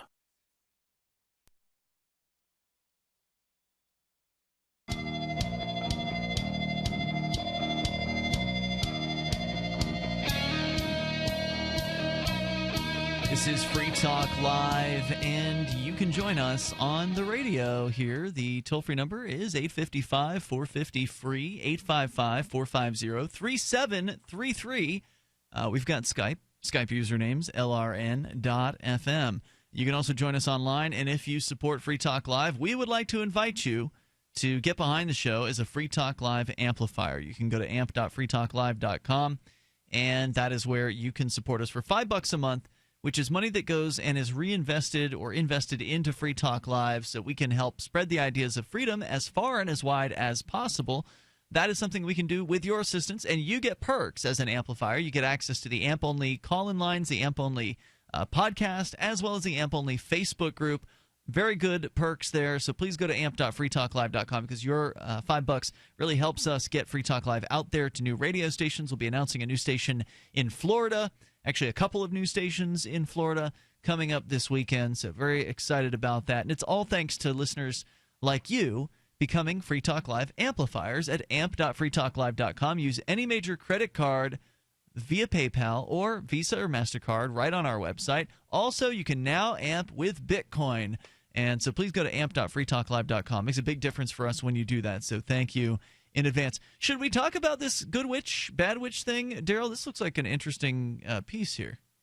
If you want to, I only mentioned it because you had mentioned about will good witches melt, or is it only the bad witches? I like a good movie theory like this. This sort of reminds me of the Matrix theory that says that Agent Smith is actually the one. Oh, yeah, I saw that one. I think that was also from Cracked. Which is where I sent you. Maybe there's a version on Cracked, but the one I saw was a video presentation about Agent Smith being one. And it was really interesting. Like, they make a real strong case that that the bad guy, what is purported to be the bad guy in the Matrix, is actually the person who is the one instead of Neo, which is the main character of the film. Right, because he calls the Oracle Mom. And, there's a number of points that are very strong. Right, that was one of them. The prophecy says that the one would be born in the Matrix, and obviously a human could not wind up, being born in the Matrix. They could be born into, but not in. Right. And so if you want to look for that one, you can. It's on YouTube. I don't know what you would search for, but maybe is Agent Smith Matrix the one? fan theory. Fan theory. So from cracked.com, and then we can talk about Walmart shutting down their store in Los Angeles over the minimum wage, ostensibly. From cracked.com, when you think of the Wizard of Oz cast of villains, you most likely think of the Flying Monkeys and the Wicked Witch of the West, and maybe the apple trees and the green dudes guarding the castle. But if you've seen or read Wicked, you might have a more sympathetic view of the Wicked Witch of the West. But Wicked doesn't go far enough, since it ignores the fact that the movie features one of the most brilliantly conniving movie villains ever. Glenda, not the Wicked Witch of the West, is the cause for everything that goes wrong for Dorothy and her new friends in the Land of Oz. And she starts instigating the film's central conflict the second Dorothy shows up. Number 5. So they go through 5 points as to why they believe this is true. You remember the story, right? A tornado whisks Dorothy, and I don't know who doesn't know this movie, but just in case. A tornado. Spoiler alert. Yep. Right. Beware. The movie is 75, 80 years old, but spoiler. So a tornado whisks Dorothy and her house from Sepia, Kansas to Technicolor Oz, where it promptly lands on a witch and kills her. So as soon as Dorothy walks out of her house, she walks out guilty of manslaughter, or witch slaughter. And that's when Glinda, the good witch, floats down and merrily interrogates Dorothy to find out if she's a good witch or a bad witch. Dorothy did manage to drop a house on someone without so much as a scratch, so any reasonable person would suspect that witchcraft was afoot. Dorothy, in possession of the sensitivity of a 3-year-old child, responds that she can't be a witch because witches are old and ugly. Glinda, in possession of the logic of an Alzheimer's patient, points out that only evil witches are ugly. And let's see, quote, "And remember, only bad people are disabled, Dorothy." Oh, I guess that's a joke. She doesn't actually say that. That's correct. Yeah, you caught that, right? Beautiful equals good. Okay, next. Glinda calls out the Munchkins to celebrate the death of the Wicked Witch of the East. And not with just a little round of applause and quick moment of silence either, but a full-on song and dance routine, parade, and mayoral declaration of a holiday. Even the coroner gets in on the party. The festivities end when the corpse's sister, the Wicked Witch of the West, shows up, understandably pissed that her sister was killed by a falling building. And here's where Glinda goes from sinister to psycho. Number 4, the setup. Right off the bat, the Western witch wants to know who killed her sister. Fair enough. Glinda smiles blandly while the witch accuses Dorothy, no doubt enjoying the double whammy of a grieving witch's rage and Dorothy's terror. While the Wicked Witch is busy threatening Dorothy, Glinda interjects, not to defend a shell-shocked farm girl, but to remind the Wicked Witch of the West of the ruby slippers on her sister's feet. Now, this is important. As far as we can tell, the Wicked Witch of the West is the Wicked Witch of the East's one and only family member, meaning the slippers rightfully belong to her as the next of kin. So why didn't Glinda just let the lady have her shoes? Let her grab her one inheritance and go off to mourn in peace. Sure, the Wicked Witch lives, but the real world still has Carrot Top. Sometimes life isn't fair. Number 3, the taunt. Instead, Glinda reveals she's only reminded the Wicked Witch about the slippers so she can involve Dorothy in a game of monkey in the middle, teleporting the bereaved witch's rightful heirloom off of her dead sister's feet and onto Dorothy's. Imagine the audacity that it takes to steal anything off of a dead person, especially while the body is still warm. And Glinda doesn't just steal her shoes. She somehow magics the Wicked Witch of the East's feet so that they curl into those curly party horns that you blew at birthday parties when you were a kid. Never mind those. Those feet were the only means the Munchkins had of dragging a witch corpse out from under the house so they wouldn't have to smell her decomposing body forever. Glinda just doesn't give an F. So Glinda steals the shoes. Then she straight tells Dorothy out by telling the witch, sells Dorothy out by telling the witch that the shoes are now super glued to the girl. Dorothy just stands there like a chump while Glinda whispers that the slippers must be super magic or the Wicked Witch wouldn't want them. Why? This is like Gandalf stealing the one ring from Sauron's brother, giving it to Frodo, and then saying you should hold on to that. He totally wouldn't want it if it wasn't powerful. And to top everything else off that she's done, Glinda then mocks the Wicked Witch, laughing at the fact that she apparently has no power in Munchkinland before telling her to get lost. By this point, the witch is good and mad, and Glinda has ensured she's completely focused all of her well-deserved rage on Dorothy. As the scene ends, the rivalry between the Wicked Witch and Dorothy has been set, even though they should both be upset at Glinda. It's like Tony Soprano's mother decided to use her powers of passive-aggressive manipulation to take over the Care Bears Cloud City. Nobody is even half evil enough to understand what she's doing to them, which is why Dorothy has no idea that she's about to be turned into a low-rent hitman. Right, and this whole thing where they describe the setup to where both people should be mad at Glinda reminds me of pretty much every episode of Jerry Springer ever. To where, Jerry. Right, to where they've got the, guy and the girl, and one of the two says, I've been cheating on you, and then they bring out the third person, and then bras get torn at. Fighting. Yeah, they start going at each other when really you should be upset at the person that cheated on you, not the person that was the cheatee. So the orphan girl, number 2, the lie. So the orphan girl from Kansas now has Oz's Sarman-Hitler mashup gunning for her, all because of the good witch getting her involved in some kind of grander witch struggle without her consent. Glinda then goes on to explain that Dorothy has made a, quote, rather bad enemy of the witch, unquote. Well, not really. Glinda made her a rather bad enemy of the witch. Dorothy stood around like a confused kid because she was, a confused kid, while Glinda essentially framed her. How old is Dorothy supposed to be in that movie? Teenager. Yeah. Dorothy, let's see here. So despite being an innocent third party to the whole thing, Dorothy has just become Oz's version of Neo, only Morpheus is just a jerk with his own agenda. And Dorothy does not look as confused as Keanu Reeves always does. Have you ever noticed every movie Keanu Reeves is in, he's got that confused look on his face? I think most people have noticed that about Keanu Reeves. I don't have a problem with him, though. I really don't. I know a lot of people don't like him. I don't have a problem with him. I just think that he always plays the confused guy. Like, that's his shtick. Well, if you're good at it, he's been doing it for like 30 years. And it's like Morgan Freeman always plays the guy that shows up to explain things at just the right time. Our toll-free number is 855-450-FREE. We'll get you the payoff here, as they call it, in moments from Cracked.com and their explanation as to why the supposed good witch in The Wizard of Oz was, in point of fact, they say, the real antagonist in the movie. 855-450-FREE. Hour 3's on the way. It's Free Talk Live.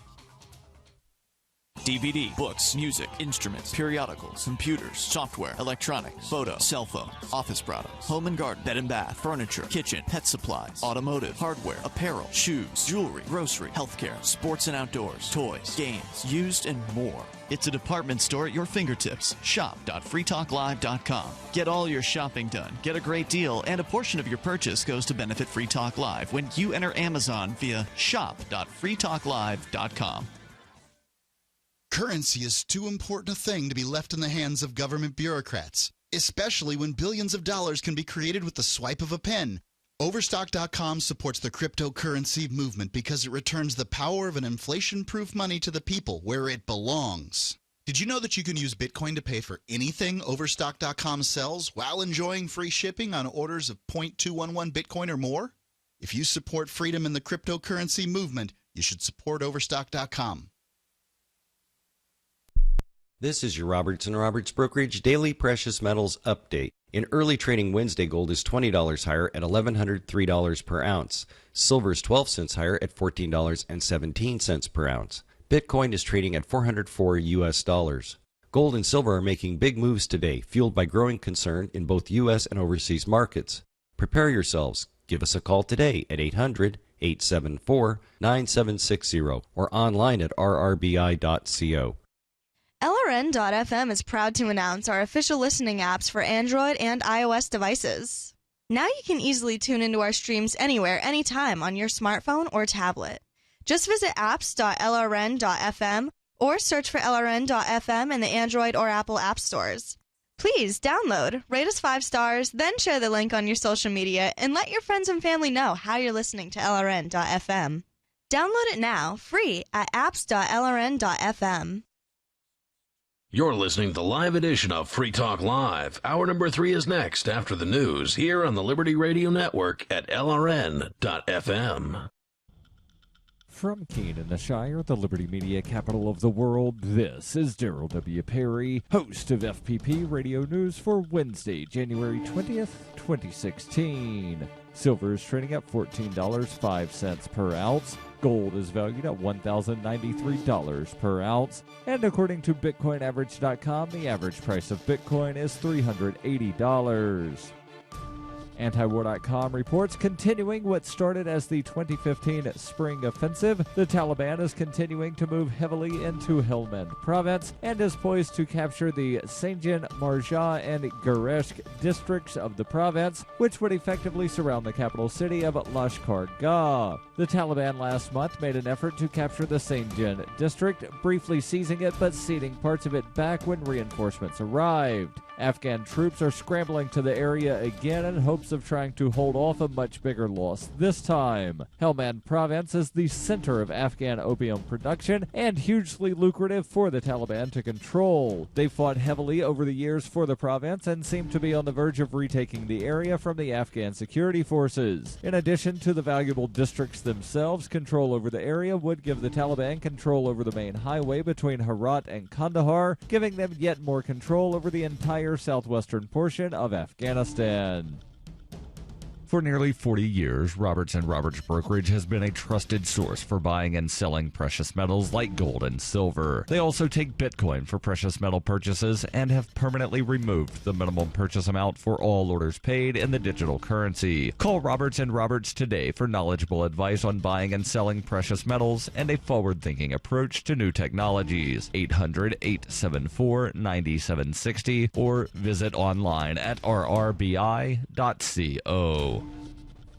UPI reports the U.S. Supreme Court refused on Tuesday to hear the latest challenge to the Affordable Care Act, backing away from a conservative assertion that Congress violated the Constitution in approving the law in 2010. The long-shot lawsuit said the Affordable Care Act, known as Obamacare, violated the origination clause of the U.S. Constitution, which says bills that raise revenue must originate in the House. Conservatives argue that Obamacare's individual mandate is a revenue-raising measure, and the bill had effectively originated in the Senate. A federal appeals court rejected the challenge, saying the bill was about health care, not revenue. The decision by the Supreme Court justices to pass on the case marks the first time a major case against Obamacare has been turned away. Already, justices have rejected 2 challenges and upheld a third. A 4th challenge to the Affordable Care Act before the Supreme Court regarding the contraceptive mandate is expected to be heard in the coming months. The Supreme Court on Tuesday did agree to hear arguments on President Obama's proposed plan that would shield up to 5 million undocumented immigrants from deportation. The court will hear arguments in April for a possible late June ruling that could fuel an already hot-button issue during a contentious presidential election year. A federal appeals court in November ruled that the Obama administration overreached its power with an executive action that would allow some immigrant families protection that include 3-year work permits under the Deferred Action for Parents of Americans and Lawful Permanent Residents. Obama's legal team said the appeals court decision has far-reaching and irreparable humanitarian impact.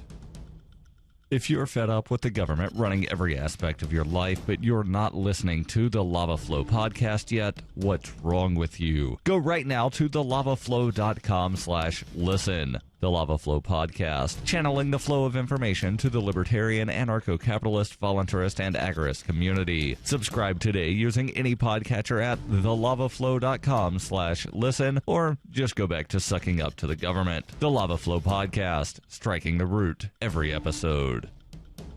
Reuters reports Milwaukee lawmakers on Tuesday approved a $5 million settlement with dozens of men who were illegally subjected to strip and body cavity searches. The settlement, approved by the Common Council, resolved a number of federal lawsuits filed against the city since 2012 by 74 men who accused Milwaukee police of violating their civil rights, according to a letter from the city's attorney. Miriam Horowitz, a deputy city attorney, said a total of 131 officers were named in the federal lawsuits, and 4 Milwaukee police officers were charged in 2012 and later convicted of illegal searches. In December, the U.S. Justice Department granted a request by Milwaukee Police Chief Edward Flynn to conduct a voluntary review of the department's procedures and practices.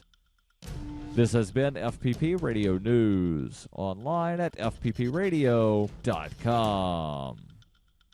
A local man feels even lazier when he thinks about how much ISIS has accomplished this year. A police officer doesn't see a difference between black and light-skinned black suspects. And a weak-willed termite eats a whole log in one sitting. Barreling forward on our campaign towards truth and righteousness, this is the Onion Week in Review. A new report released this week revealed that more parents than ever are relying on grandparents to help up their kids. The report's authors noted that in order to make ends meet, many budget-conscious parents in the U.S. have allowed their own parents to step in and deliver the same level of emotional neglect they would like to apply, adding that for many working adults, this arrangement was the only way to ensure their children were adequately belittled and ignored. In other news, Busch Gardens unveils their new 9,600-mile-long endurance coaster. A documentary provides a scathing indictment of the director's filmmaking skills, and a man brings his son into the office to see where dad is emasculated. This is the Onion News Network.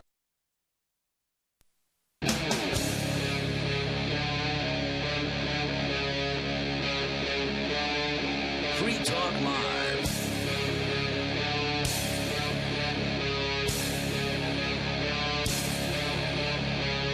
It's Free Talk Live. We're talking about The Wizard of Oz.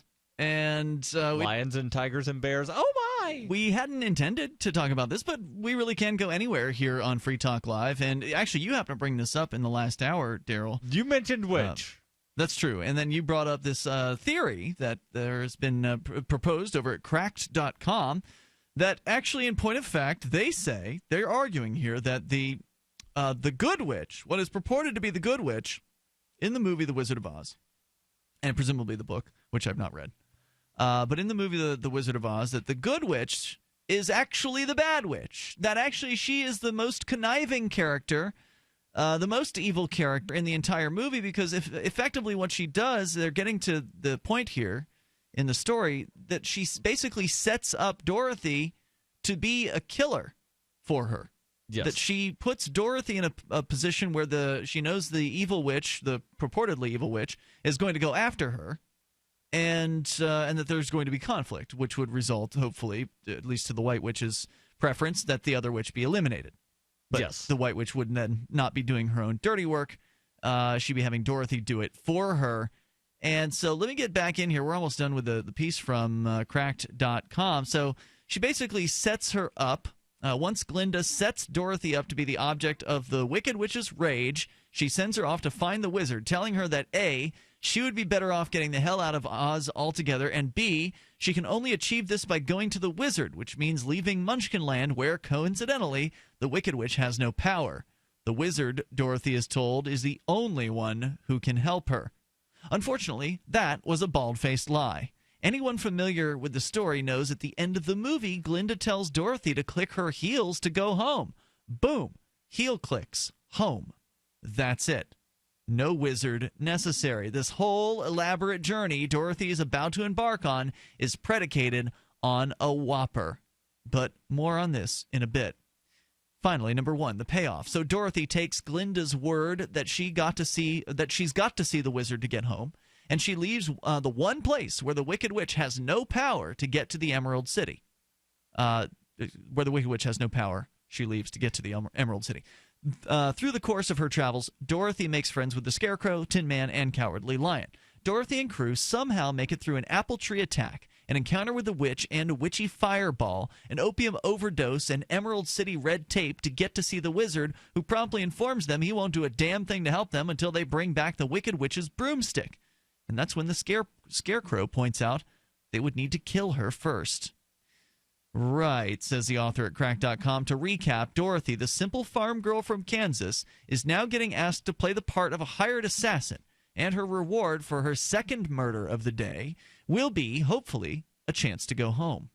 And remember, Glinda is somehow watching over everything, and we know this because she was the one who woke up the gang from their drug overdose. The wizard was just bluffing when he sent Dorothy after the Wicked Witch of the West. He didn't have any powers to begin with, but Glinda knew exactly what a trip to the witch's castle meant. Someone was going to die. Yes. If you don't remember the movie, here's how things play out. Spoilers! Dorothy and her friends end up in a haunted forest where they're attacked by the witch's flying monkeys, and those super monkeys carry Dorothy and Toto back to the witch's castle. The friends of Dorothy make their way to the castle too, and in the final showdown, Dorothy smites the old witch with a bucket of water, proving that M. Night Shyamalan wasn't even that original when he came up. Shyamalan wasn't even that original when he came up with a terrible movie, Alien. I don't know what that's in reference to. I guess there's a movie called Alien, and apparently it was pretty terrible. No. They're referring to some movie that Shyamalan made. The movie Alien was a great movie made in 1979, not by that person. Okay. So I presume that in this M. Night Shyamalan movie, the alien dies by water? Anyway, when Dorothy and friends return to the Emerald City as heroes, we find out the entire fiasco could have been ended the moment Glinda put the ruby slippers on Dorothy. She was literally walking around in her ticket to instant transportation back to her own bed. Glinda's excuse for not telling Dorothy before she was nearly killed and offed Glinda's rival, quote, "You wouldn't have believed me," unquote. So why did Glinda send Dorothy to the wizard in the first place? Maybe we'll never know. But we think it's pretty convenient. By the end of the movie, not only are both chief rivals of the so-called Good Witch dead, but the ruler of Emerald City was put out of the picture as well, leaving just one beloved and fully powerful witch in his place. The whole thing smells fishy. It's like the usual suspects with midgets, no Baldwins, and a Kaiser Soze who floats off in a bubble. Do you know what the reference is there? No. So The Usual Suspects was a great movie, and I probably shouldn't actually spoil it, but Kaiser Soze is the main bad guy in The Usual Suspects, and there are some twists that you don't expect necessarily in that movie about who Kaiser Soze actually is. And so they're likening the Good Witch to Kaiser Soze in this particular case. But I recommend The Usual Suspects. Fine film. Let's go to, and it's an interesting theory that the White Witch, the supposed Good Witch, was actually the worst character in the movie. That she was using Dorothy as her tool, essentially, to do her bidding. You'll never watch The Wizard of Oz the same again. No, I don't think that you possibly could. And I would say that the theory holds water here. Just because a girl's pretty doesn't mean she's good, right? I mean, that's what the Wicked Witch, or that's what the Good Witch says, was that, well, you can't be an evil witch if you're pretty. Oh, apparently she was lying, right? Because she's lied already on some other instances. Randy's in California, and you're on Free Talk Live. Hello, Randy. Hey, guys. Thanks for taking my call. What's on your mind tonight? Wow. Well, first of all, my mind is blown. I've never really thought of the movie that way. There you go. My wife's sitting next to me driving in the car, and we're about to watch that with our daughter, and now I really can't wait to watch it. That's great. That's amazing that you guys are talking about that right as I turn it on. That's funny, too. I'm actually calling completely off topic, and that really does make sense, that whole theory. I've seen that. That was my favorite movie when I was little, and it really, really makes sense. But I was actually calling completely off topic of this, but I was listening to the podcast, I believe it was last night, maybe the night before, where James from Arizona called in, and I've heard him call. I've heard him call in a lot. I've listened to you guys for a while, but I actually never heard. I don't know if you want to even talk about it, but the original story of what happened with him I know he is a very malicious person, it sounds like, but what originally happened when he first called that sparked this ongoing, I don't want to call it a feud. I have no but I don't even know idea. what to I think call he's it. just always been ornery and rude. So, I mean, did he just attack Mark off the bat? I is don't what I wanna know, remember. or was there some, Honestly, I don't remember. I believe I was on the show the very first night that he ever called in. Really? And he was, I believe I was actually filling in for you, Ian. And I wouldn't have remembered even if I was there. Right. But me and Mark, we were talking about something, and this guy called in as Wit in Arizona. Did he want to talk about was Japan? advocating nuking Japan, and how that was a wonderful thing. And he was heavy on hung that. up on him. Yeah, he was heavy on that topic in the beginning days. I And remember that then, much.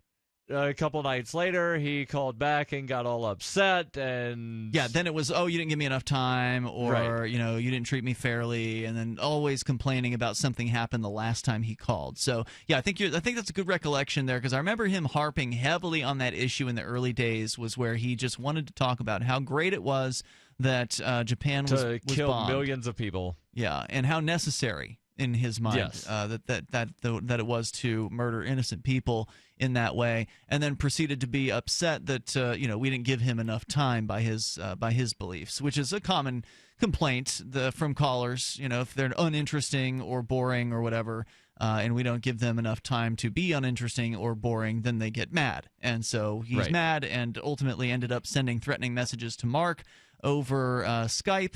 And Mark has been cataloging those messages on a website, or not a website, but on a Facebook page called Things James Whittakind Says, which of course doesn't make him any happier. He's just an angry, angry man. I hope that answers your question, Randy. Thanks for your call tonight. Toll-free number is 855-450-FREE. That's 855-450-3733. And callers like that are never satisfied. There's never enough time for a caller who is of that mindset, even though most of them would never get through on any other show. They'd all get screened out. It's Free Talk Live. Join us. If you're not a smoker, please cover your ears, because the following incredible free money-saving offer is not for you. The makers of O2 Pure's revolutionary e-cigarette are now giving away free starter kits to all smokers who call in the next 10 minutes. Valued at $99, these starter kits are available for free, but only while supplies last. To guarantee your free kit, simply call in the next 10 minutes. 1-800-691-5458. The advanced O2 Pure design creates a pleasant vapor. There's no foul-smelling smoke and no nasty tar, so you can enjoy the nicotine you love whenever and wherever you are. Even better, you could also save yourself a ton of money, hundreds of dollars a month with O2 Pure. Again, free starter kits are now available to any smoker who calls in the next 10 minutes. This is a radio-only offer, not available in stores, so call now for your free kit. 1-800-691-5458. 1-800-691-5458. 1-800-691-5458. Winter has just begun, and are you already tired of being cold? How would you like to never be cold again? This is Dale with Fortress Clothing, and I'm here to tell you, you will never be cold again with Fortress. If you're tired of freezing your butt off, elk hunting, sitting in a tree stand deer hunting, winter camping, fishing, ice fishing, no longer fear the cold. If you snowmobile, ski, snowboard, get Fortress. Sledding with the kids, shoveling the walks, shopping, or if you or your spouse get cold feet at home, get Fortress. If you're stuck outside working in the cold or find yourself in an emergency situation, get our winter bug out bag and you will never be cold again. Fortress is the answer, so quit complaining and go to fortressclothing.com. It's a mid-layer garment that goes with anything you want to wear. Enter coupon code RADIO and get 20% off any item. Go now while we still have inventory. fortressclothing.com. Email is easy, instant, and free, and that can be real embarrassing. Email lacks the eye contact and body language you get in face-to-face conversation, or the tone of voice and other nuance you hear in a telephone conversation. Email is just words, often few words. We're all smothering in spam, so we often reply in terse fashion that's easy to misunderstand. And email doesn't cost you a postage stamp, and it lacks the deliberation vacation time it'd take to walk to the snail mail box. So it's easy to succumb to the "oh yeah" stimulus response trap. When in doubt, don't snap back at snippy messages you get. You may have mistaken the sender's intent. And unless you're sending AOL to AOL, there's no unsend. For more tips on critical communication skills for the way things are now, hit survivalspeech.com. I'm Holland Cook. DVD, books, music, instruments, periodicals, computers, software, electronics, photo, cell phone, office products, home and garden, bed and bath, furniture, kitchen, pet supplies, automotive, hardware, apparel, shoes, jewelry, grocery, healthcare, sports and outdoors, toys, games, used, and more. It's a department store at your fingertips. Shop.freetalklive.com. Get all your shopping done, get a great deal, and a portion of your purchase goes to benefit Free Talk Live when you enter Amazon via shop.freetalklive.com. Cryptocurrency and peer-to-peer tech developments happen fast. Stay in the loop with the Daily Decrypt, a new video channel and podcast that will keep you on top of the latest innovations in crypto finance, security, networking, transportation, and gadgetry like drones and 3D printers. Subscribe to the Daily Decrypt on YouTube and SoundCloud and be an early adopter of the future. The Daily Decrypt. Do you love Twitter? Make sure you favorite the LRN.FM Twitter account so you can receive our tweets at twitter.lrn.fm. That's twitter.lrn.fm.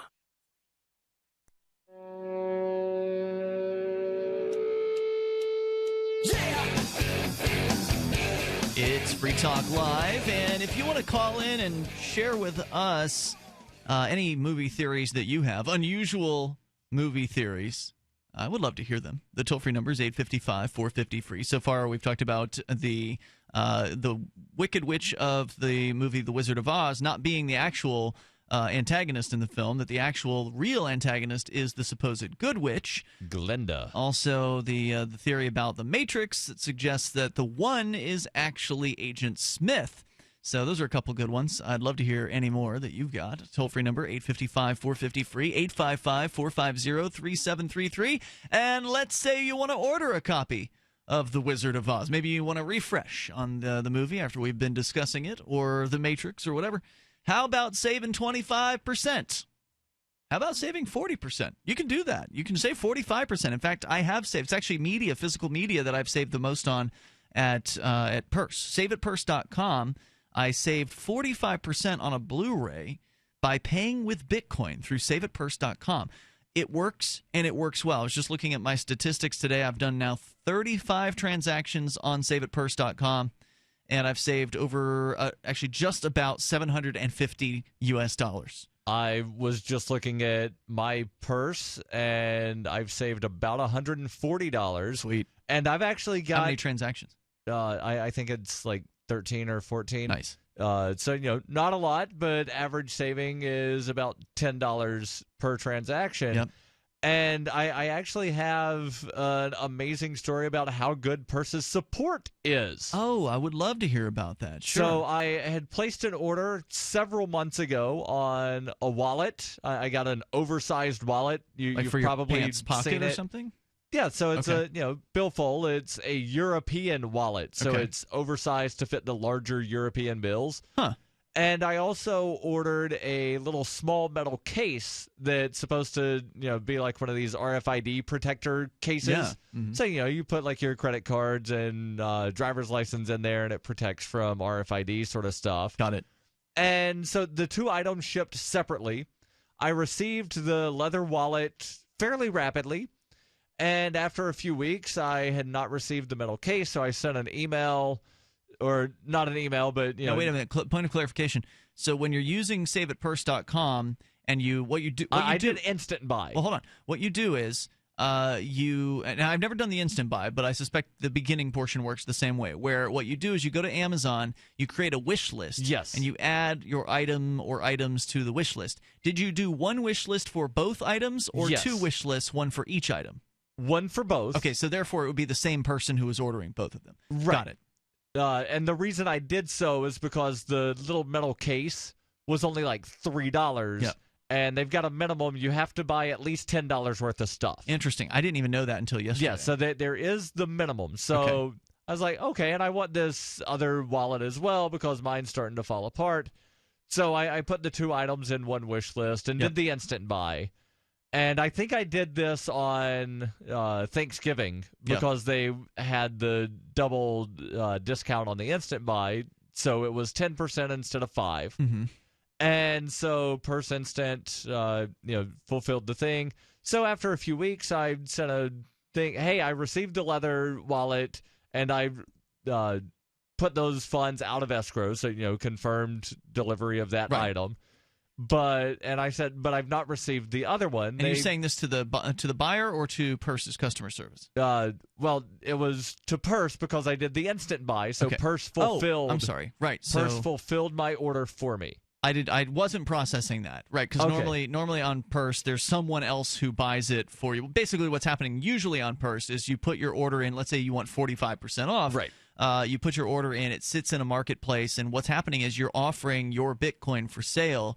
And because you have to have Bitcoin to use SaveAtPurse.com. That's the catch. You have to use Bitcoin. So you're offering your Bitcoin in a marketplace for sale at a 45% premium above market value. So some person who really wants Bitcoin may be willing to pay that price. In your case, you didn't want to wait for that person to find your item. You wanted an instant gratification to order right then. Yes. And Purse just takes care of it. Okay, got it. So I messaged Purse and said, I've still not received the item, please advise. And so they sent me a response that said arrival date between December 23rd and January 12th because it was coming from China. So, they always have these really long expected arrival times. Unless you want to pay for overnight shipping, it's going to take a while.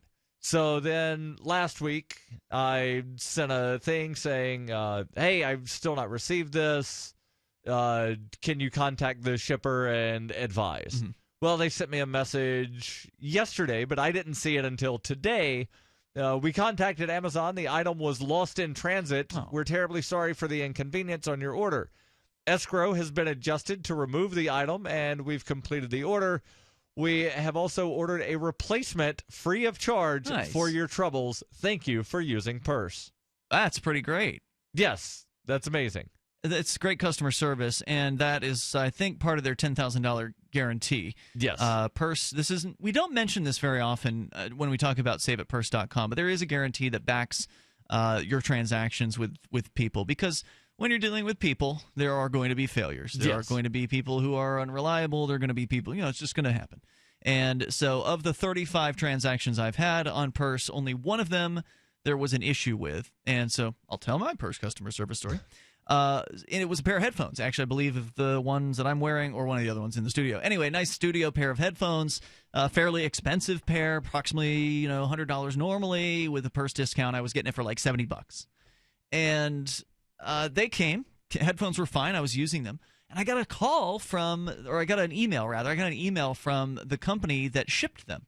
And this company claimed that there had been some sort of credit card fraud, meaning that someone allegedly had gone onto Amazon, had purchased the pair of headphones with a stolen credit card.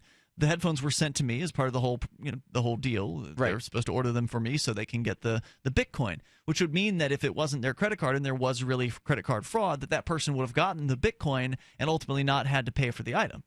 So that's a real serious case of fraud. And so obviously I told these people what they wanted me to do was box the headphones up and ship them back to them. Or no, what they said, they had a courier that was going to come pick the headphones up or something like that. Yes, we have a courier that we will send to you. Yeah, and I said to them, well, hold on. I need to verify that what you're saying is actually what happened here. So I'm going to get in touch with Amazon and Purse and see, what's the story. I just want to verify what you're saying is true. I'm not saying I don't believe you. I just want to make sure it's true before I let these headphones go out the door. And plus, Purse also has this guarantee. And so Amazon was actually kind of crappy at getting back to me about it. Like, I wanted to verify that the order was the way they said it was, but since it wasn't my order, because when you're using Purse, you're not actually placing an order on Amazon. The other person is. The person who's buying it for you as a gift, basically. And so Amazon wasn't really giving me any information about someone else's order, which is understandable. So Purse basically said, look, go ahead. You can send this back to them. We'll just order you another one. There's a $10,000 guarantee. We'll order you another pair of headphones. You can just go ahead and send this back to them. But ultimately, the company never returned my contacts because I let them know. I sent them an email saying, hey, look, Purse is willing to make this right, so I'm happy to send this back to you, or we can just have them order another pair from you or whatever. And they ultimately never even got back to me. So I never sent the headphones back. Purse never had to make good on that one. It was a weird situation. Very weird. But it wasn't Purse's fault. They did great. It's Free Talk Live. Hey guys, Pat Matthews here to tell you all about the newest and best way to sell your products online. It's buysellmakeoffer.com, a brand new site to sell your stuff online. Your old golf clubs, sports equipment, tools, and yes, even your car. Forget about the other guys. Buysellmakeoffer.com will never charge you item fees. Go to the website now and sign up so that you can soon load all your stuff up to sell. This is not an auction site. Just use our resources along with Skype and videos to sell your items quickly and with no fees. Go right now to user-friendly buysellmakeoffer.com, where the first 30 days are on us. So you've got to take a state construction license exam or certification. Can't decide on what books or what chapters to study? Discover right now how you can eliminate unnecessary books and wasted study time. At contractorexam.com, our study materials zero in on state-required test topics in an effective, multiple-choice format. So whether you're a plumber, electrician, general contractor, or other construction-related trade, contractorexam.com will help get you prepared. Visit us at www.contractorexam.com today.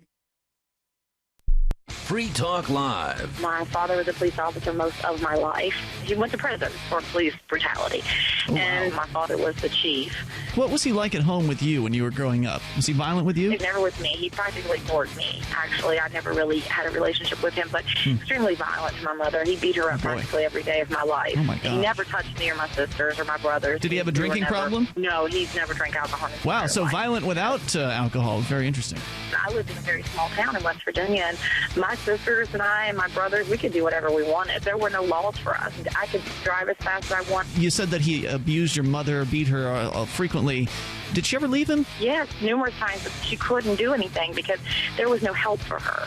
There were no police to call to help her. There was no help for her because my father was very well connected. He knew everybody in the state. Free Talk Live, 7 nights a week from 7 to 10 Eastern, live on the Liberty Radio Network at LRN.FM. The new 4th edition of Healing Our World, The Compassion of Libertarianism, will take your understanding of liberty to a deeper level and has over 1,300 updated references, new cartoons, and a foreword by Dr. Ron Paul. With discounts for multiple book purchases, the 4th edition of Healing Our World is a great gift for the liberals, pragmatists, environmentalists, and Christians in your life who think libertarianism is cold-hearted. Get yours today at healing.freetalklive.com and use promo code FTL for a $5 discount. The three most important things you can do for Free Talk Live are: 1, share one episode a week on Facebook or in some other social networking site. 2, buy the things you buy online through shop.freetalklive.com. 3, give $5 a month to the AMP program. It's my firm belief that Free Talk Live's AMP program is the best use of your charitable dollar among liberty-oriented organizations. Support all the organizations you love, but make sure you give $5 a month to AMP at amp.freetalklive.com. I've been told no in many different ways. I give you an order and you're going to obey it. George, you can go this way. You can't do that and you have to leave here. You cannot bring signs into the rally. Walk with me. Well, I'm comfortable here, actually. Whoa, Hey, who do you think you are? Excuse me. There is no video and audio allowed in this office. No, I have work today. You ain't going to make it. Wait, now. Wait a minute. Hey! Oh my God! Unbelievable! Why are you running from me? Because you scared me. What am I being detained for? You're being served. What is this? What is this? Bureaucrats have a funny way of telling people no. That's the sound of the men working on the chain. Derek J's Victimless Crime Spree. Watch it for free and order the Director's Cut DVD at victimlesscrimespree.com. Listen to LRN.FM on any phone, anytime. 213-493-0309. That's 213-493-0309.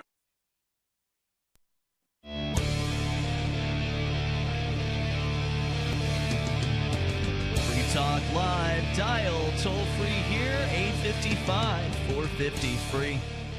It's 855-450-3733. Everything from gypsies to witches tonight. And also Donald Trump or whatever else. You can dial in here and join us. It's Ian with you. And Darryl. Don't forget, you can join us over at freetalklive.com.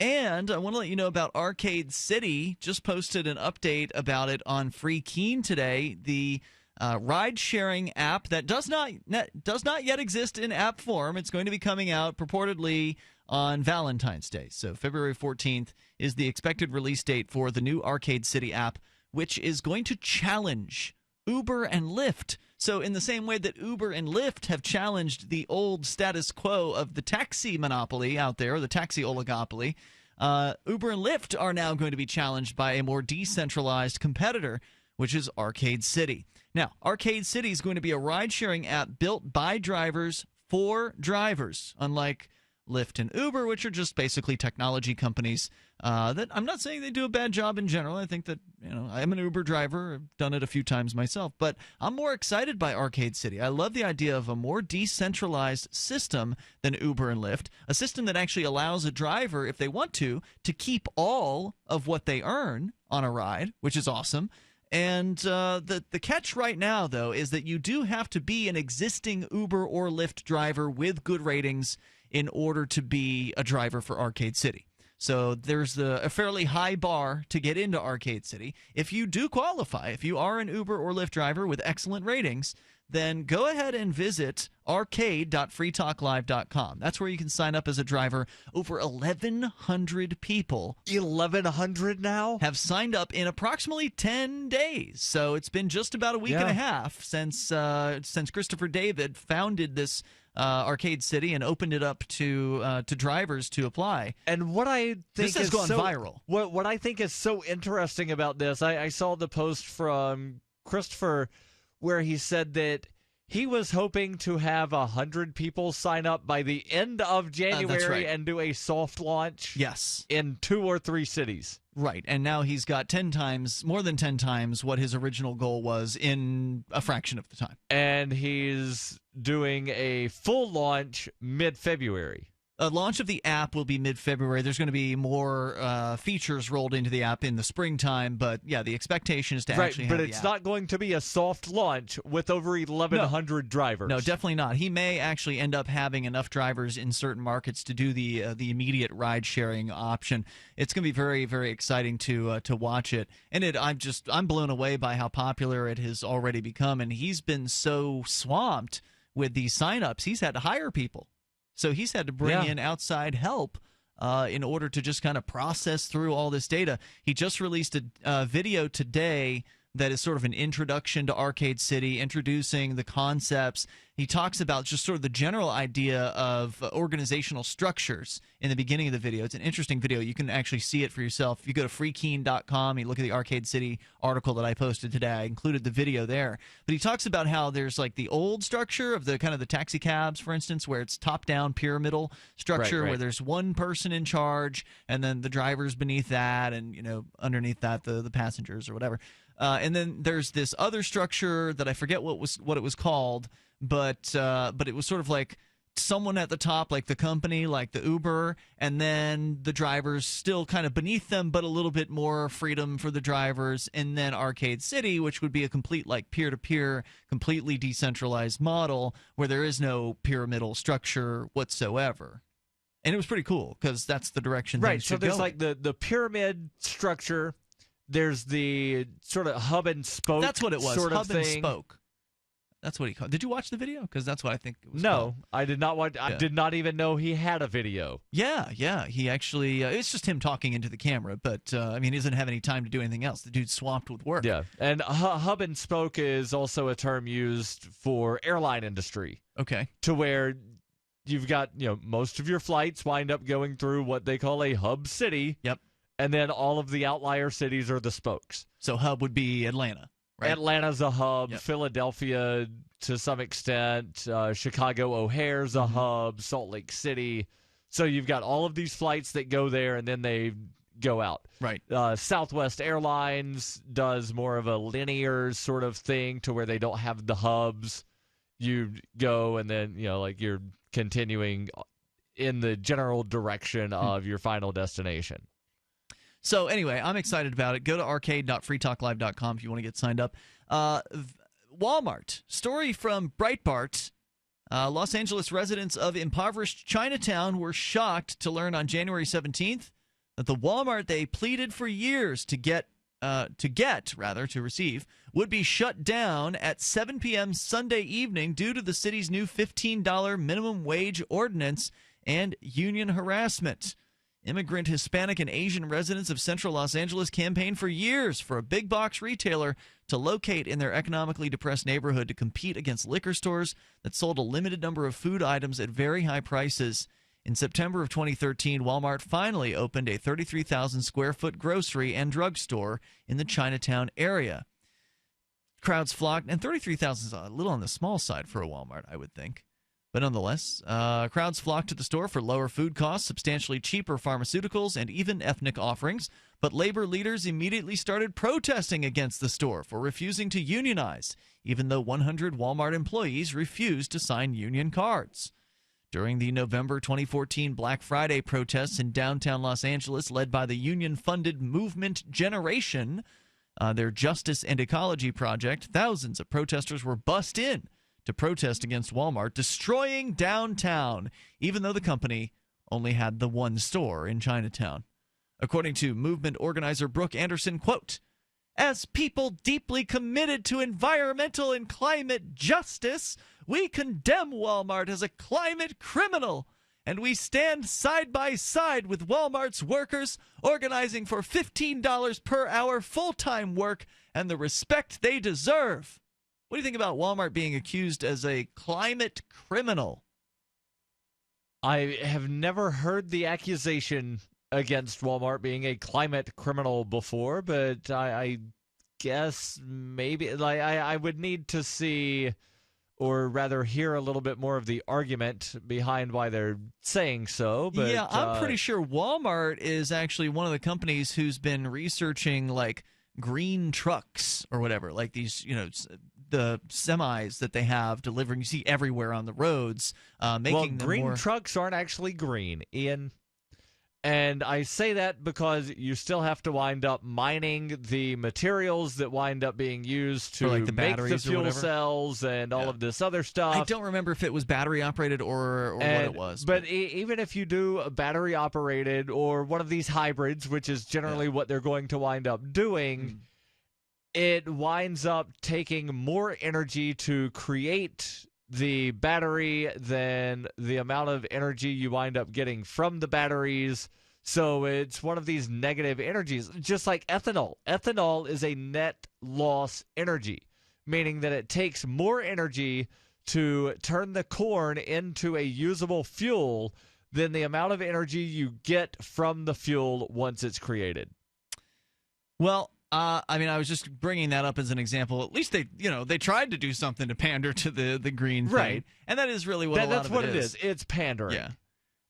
And you could also argue that there's efficiency with the scale that Walmart has, right? So Walmart is trucking all these products around, and they're able to save money on shipping those products because they're shipping them together as opposed to individually or whatever, or a smaller store would have to pay more, and so therefore it would be less efficiency in their operations. And if it's not as efficient, then that would be more wasteful, wouldn't it? I don't know.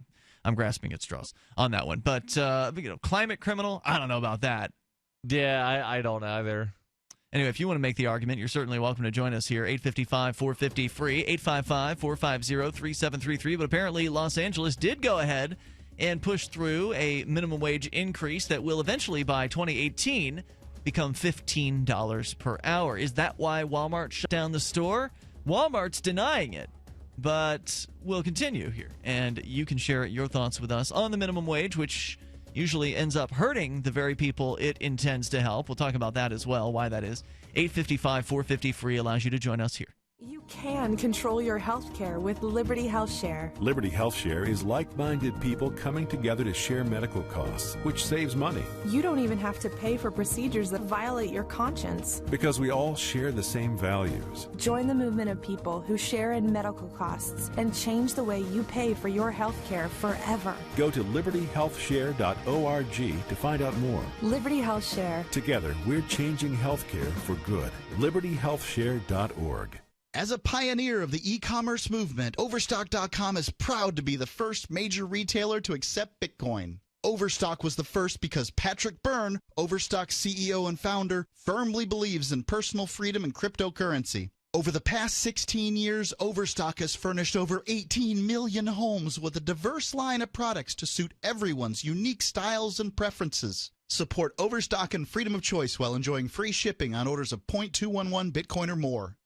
Hi, this is Sophie Winnick, longtime distributor and user of longevity products. In the last few years, my family went through a crisis. Everything else in my life, including my business, had to be put on the back burner. Thankfully, life is getting back to normal now. But the one thing I never had to worry about was my business and my monthly commission. I've been a distributor for longevity for over 17 years, since before it was longevity. And I've got to say, the most amazing thing about this company is the people. While my family was in crisis, other distributors stepped in and helped my customers, simply because that's what longevity people do, even for people they don't know. For me, it has never been about getting rich. It was about a product I could stand behind, a company I could count on, and a monthly commission check that has never, not once, been late in 17 years. Longevity is truly a business for everyone, even people who have too much to do. I'm Sophie Winnick. I'm just like you. I have a real life, real ups and downs, but I know I will always have longevity. Due to an upturn in the economy, Main Street Business Loans has pre-approved the release of millions of dollars in small business funding. Your business may already be pre-approved to receive up to $250,000.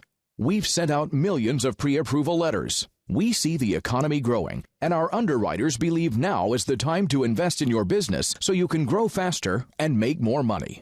And we're prepared to give you up to $250,000 to do it. Your funds can be available in 5 days. There are no application fees, no annual fees, just quick access to up to $250,000. If your business did not receive your approval letter to get up to $250,000, call Main Street Business Loans Approval Desk now. 800-430-4505. 800-430-4505. 800-430-4505. That's 800-430-4505.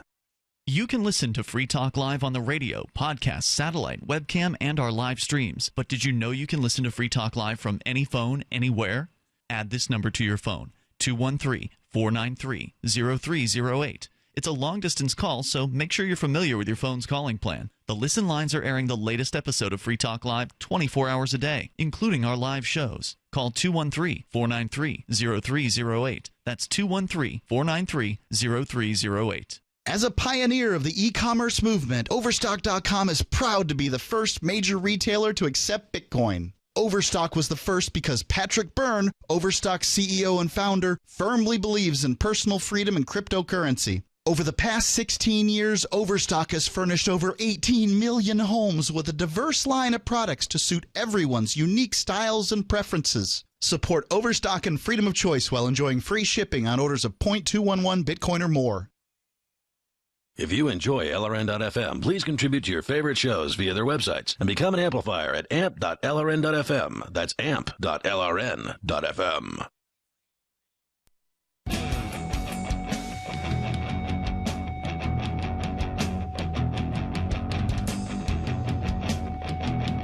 It's Free Talk Live. We got time for you if you dial now.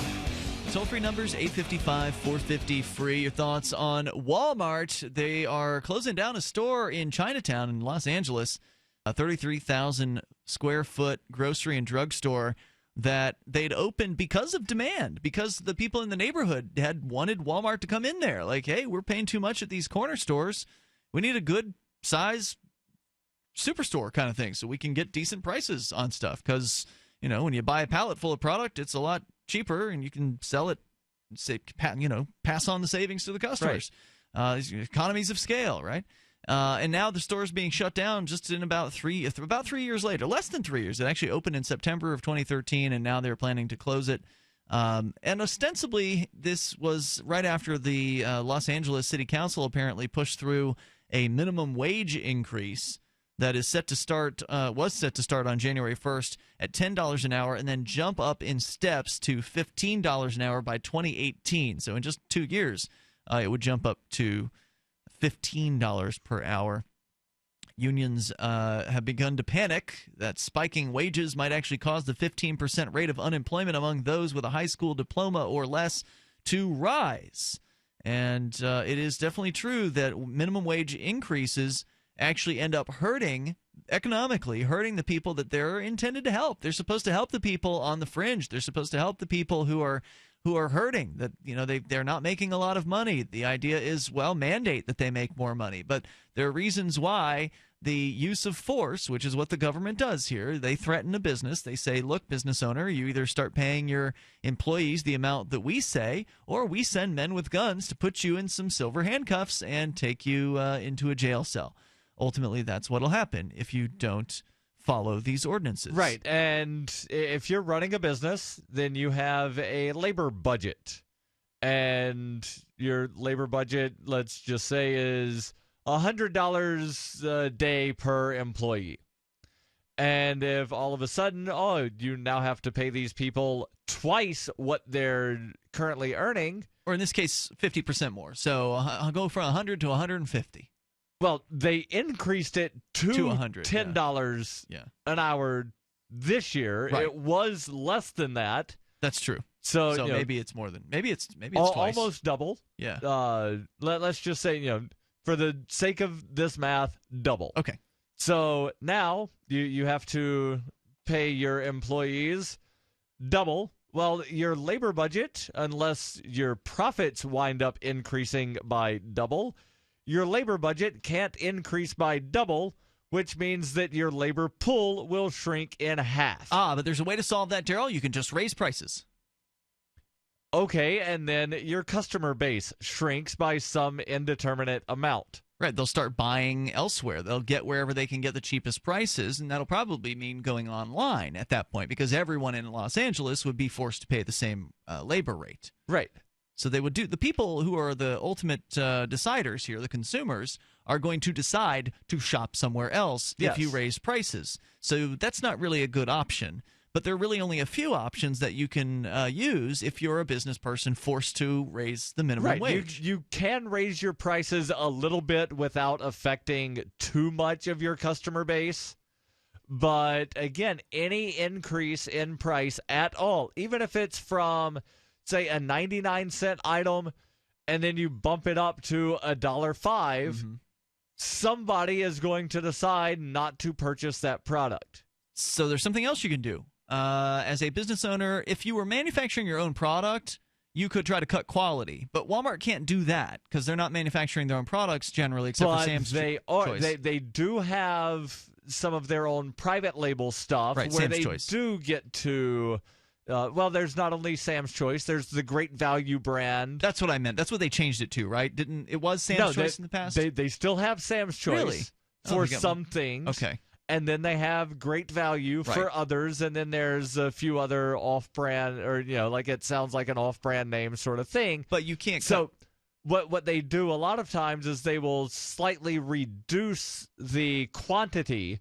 So instead of a 50 garbage bag box of garbage bags, it's 45. It's now 45. And they keep the price the same, and so people don't realize that they're paying more because they're being tricked. But that is a price. That is a price increase. That is a price increase. A tricky price increase. It's a tricky price increase, and then ultimately they'll wind up, putting those extra bags in, or the extra ounces of laundry detergent back in, bump the price up a little bit, and say 20% more free. Yeah. Well, free wouldn't be true, but they could save 20% more. and put a big burst on there, 20% more. Right. But so they can't really do that, though, because if you're talking about doubling the wages, then cutting from 50 bags to 45 bags isn't going to be enough to make the difference up. Even across the whole store, they would have a tough time doing that. So the other option that they have, because they can't cut, the Levi's jeans, they can't cut the other products that make up the majority of Walmart. All the other stuff is name brands, and they've already, as a store, as an industry, they've been pushing these manufacturers to manufacture more efficiently and give them cheaper and cheaper products. You cut your CEO's salary. No, that's not going to do anything. But no, that's one of the arguments to where people will look and say the CEO of McDonald's makes X. Didn't somebody do the math and they found I did the math, and you would wind up being able to give everybody like a 47-cent an hour raise. 47 cents an hour. I think that's too high. I think it was less than that, but I could be wrong. So that's not going to happen. And I also assumed, because you always hear that people at McDonald's are working part-time, so I assumed on average 32 hours. So here's the other thing they could do. The only other thing that they could possibly do besides raise prices would be to increase responsibilities, meaning that one employee would then have to cover twice as much space. So if you've ever worked in retail... Because you're cutting your staff. Right. If you've ever worked in retail, then you know how difficult it can be. I started in retail. I was working at Kmart until Walmart came along, opened up a store, and then Kmart went out of business in the town where I lived. But I worked at Kmart for about 3.5 years, and I was in the electronics department. There was next to that what they called Home Center, which also had layaway. And it was frequently the case that I would be the only employee in that entire back portion of the store. So if somebody needed help in electronics and another person needed help over in Home Center, somebody's going to be SOL. Right. So one of those customers would then have to find me because they're looking all around Home Center and I'm over in electronics and no one's in Home Center. So finally they come over and they find me because I'm the nearest employee. And I'm like, well, I'll get to you as soon as I get done with this current customer. Sorry about that. Hang on. Then you're going to have more of that in Walmart. If that's how Walmart decides to deal with this, if they keep their store open, which they're not, they're closing the entire store. But if they were to keep the store one open in LA in Chinatown specifically. Yeah. Well, actually, they're closing a bunch of stores across I think it's the whole world. There's several stores that are closing. But anyway, so if that's how they dealt with it, then that would mean a crappier customer service experience for the people who are in the stores, which would ultimately likely drive more people away from shopping at Walmart. And by no means am I saying Walmart already has a good customer service experience. Right. It's generally hard in Walmarts, Home Depots, and these big box stores to find employees when you want to find one in a lot of cases. Several years ago, or to find competent employees. Several years ago, there was a product I was looking for in Walmart, and I found an employee, and they didn't have my particular size. I think it was shoes. Mm-hmm. And I asked, hey, is there a way you can look to see if you've ordered any of these? And they say, we have no way of knowing what is being ordered. They just send us stuff. And I'm like, that's not an efficient way to run a business, to where you don't know what's being ordered. You don't know if you have any in stock in the back, because that was the guy. Well, we don't know if we have any in stock in the back because our computer doesn't show that, and we don't know if any is being ordered when the truck comes in on Thursday. Really? That you think was they were the BSing claim. you? I mean, No, they had their little... The doodad? The little doodad in their hand, and like they're punching stuff in, and they're like, yeah, we don't know. They Weird. just send us How product. long ago was this? This was a couple of years ago. I'm shocked by that. I mean, I can't believe they wouldn't know how many products are coming in, because there is an inventory system when you purchase a product. I know that. Yeah. Like, I have never worked anywhere that, ordered product to where they did not know what was being ordered. So, that's just not an option either. I mean, to just cut staff to where everybody then has twice the responsibilities, it's going to be an awful, awful situation inside the store in that case. So they get rid of the cashiers, institute the self-checkout, and then have some of those cashiers wind up working on the floor. What's Walmart's experience been with the self-checkout? I'm trying to remember if I've seen it at Walmart's before. I've seen it at grocery stores. They've had it in some places for limited usage. I think they pulled them out, though. They did. I don't know why. Probably because customers didn't like it. Or theft. We'll see you tomorrow night. You can join us between now and then online at freetalklive.com. Free Talk. Free Press Publications is an independent, alternative media and publishing company founded in June 2009 with the mission of ensuring a free press for the freedom movement and is committed to spreading the message of peace, freedom, love, and liberty. FPP also gives new authors an avenue for publishing freedom-oriented material. FPP brings you daily news and commentary on the website fpp.cc, as well as a daily 5-minute newscast, FPP Radio News, and weekly news, views, and commentary in the FPP Freedom Minute and Peace, Love, Liberty Radio at fppradio.com, and the monthly newspaper FPP News at news.fpp.cc. Find FPP online at fpp.cc. That's fpp.cc, as in Creative Commons. You can control your health care with Liberty Health Share. Liberty Health Share is like-minded people coming together to share medical costs, which saves